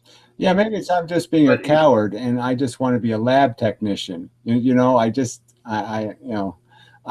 just want to stay in my lab and do my chemistry, and I can't do the watching of the chemistry injected, and I can't, you know, I can't. I don't have the stomach for the reality of what's going on in people's lives and the real pain that they have, and I have no cure for it. I guess if I had the magic, you know, if I had some kind of, it's like I have a certain talent when it comes to mechanical devices, you know, where I could just lay my hands on them. I would go to people's houses, they have a broken appliance, and I would literally just lay my hands on it, you know, jiggle the thing a little, and hey, it's fixed, you know. And that's, you know, these are real stories, you know, it really happened, you know. I was like Fonzie, you know what I mean? I could just walk into the room, you know, and fix it. your town, we'd have to move their town into your. Yeah, now if I could do that with people, I mean, if it was that easy that all I had to do was say I love you and give you a hug or something, okay, I would do it. But you know, I don't think that's going to be the solution. And you know, you know, if you think I'm scary when you had a little bit of me, the more of you get, the more of me you get. You know, it's not going to make you feel better. I don't got any good stories. All I got is shitty stories. I think under the hard exterior, you got a gooey gum line that, you know, that, and then you've got blood through under that.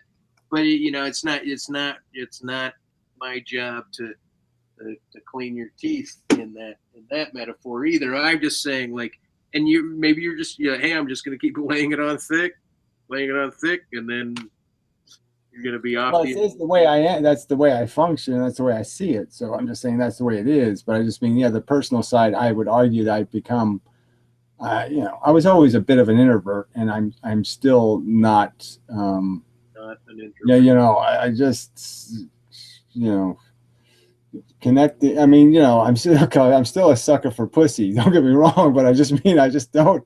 It's really hard for me to just, you know, get involved with people because it's, you know, it hurts me. And because most of the people, like I said, who come to me are crippled. They're, you know, it's like at the Jesus syndrome, right? They all the only people showing up are the guys with the plague, right? You know, and it's like, oh man, you know, I got some beans, you know, you want some beans? I mean, maybe that'll help. But yeah, I got no cure. I feel more bold and broadened through my suffering in time, and I don't feel like you can toss, you know, an enfilade, a volley of fire my way, and I think, like, you know, like it'd be hard to feel damaged at this stage, like, because I think meaning I feel better over all of what I've done, you know, like the hell to heaven thing is like there's yeah, I wish the road wasn't quite as rocky. That's all. I mean, my only argument would be I wish you were sliding down snow, you know, rather than crashing into rocks. So if I have to be a witness to, you know, the Enlightenment, you know, I just wish it wasn't through this brutal stoning, you know. yeah, it's really nice. You know, like, I don't know, you know, it opened up like my connection with people in wheelchairs and on canes and infirm. Like it expanded my level of empathy out, and because it made me more like a group that I wasn't like, and it was just more of seeing a dramatic difference happen instead of a graduated intellectual growth. But I don't want to go on about like, oh, hey, this is really positive, but there is, it's almost that whole, yeah, world is giving you exactly what it is you are at all times kind of.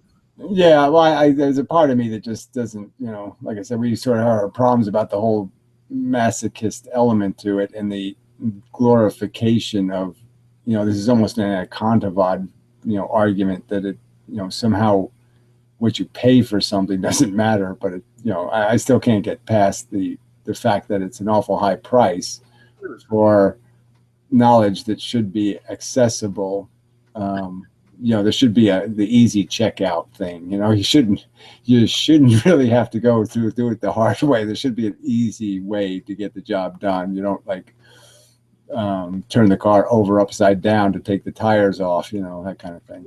Yeah, and it just happens to be my style. Well, anyway, I should probably close down. I got to figure out my bedtime. Yeah, no, I understand. And we only have so much gas in the bag. But anyway, it was nice. It's nice seeing you again. In spite of the times when you really pissed me off, I never didn't care for Dospook. I was always worried about you. Yeah, no, it come up in conversation, consideration. Someday, unlike the effects of Firo, maybe I have to hang out with you on the outside of your house. At a 20-foot distance. Hey, look, I'm passing through to New York. Yeah. Yeah. Well, it's if I wasn't a neurotic, it wouldn't be a big deal. But yeah, that's the only challenge to meeting people. But I had a couple of people here this weekend. They stopped by just randomly and visited the Inmendham ball of string, and so it was interesting. Wow. So it's not like I'm opposed. But yeah, like I said, it's just a matter of my own neuroses. I'm just so much more comfortable if there's no living things in my environment. I love isolation. I do so well in a nice padded room. It's this mosquito truck into my house. Spraying out that die a little before you come in, and then you can. Yeah, I don't know. It'd be interesting because who knows.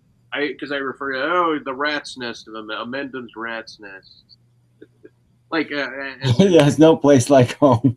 It's just like I said, it saved my life. I wouldn't have survived if I didn't find this hovel.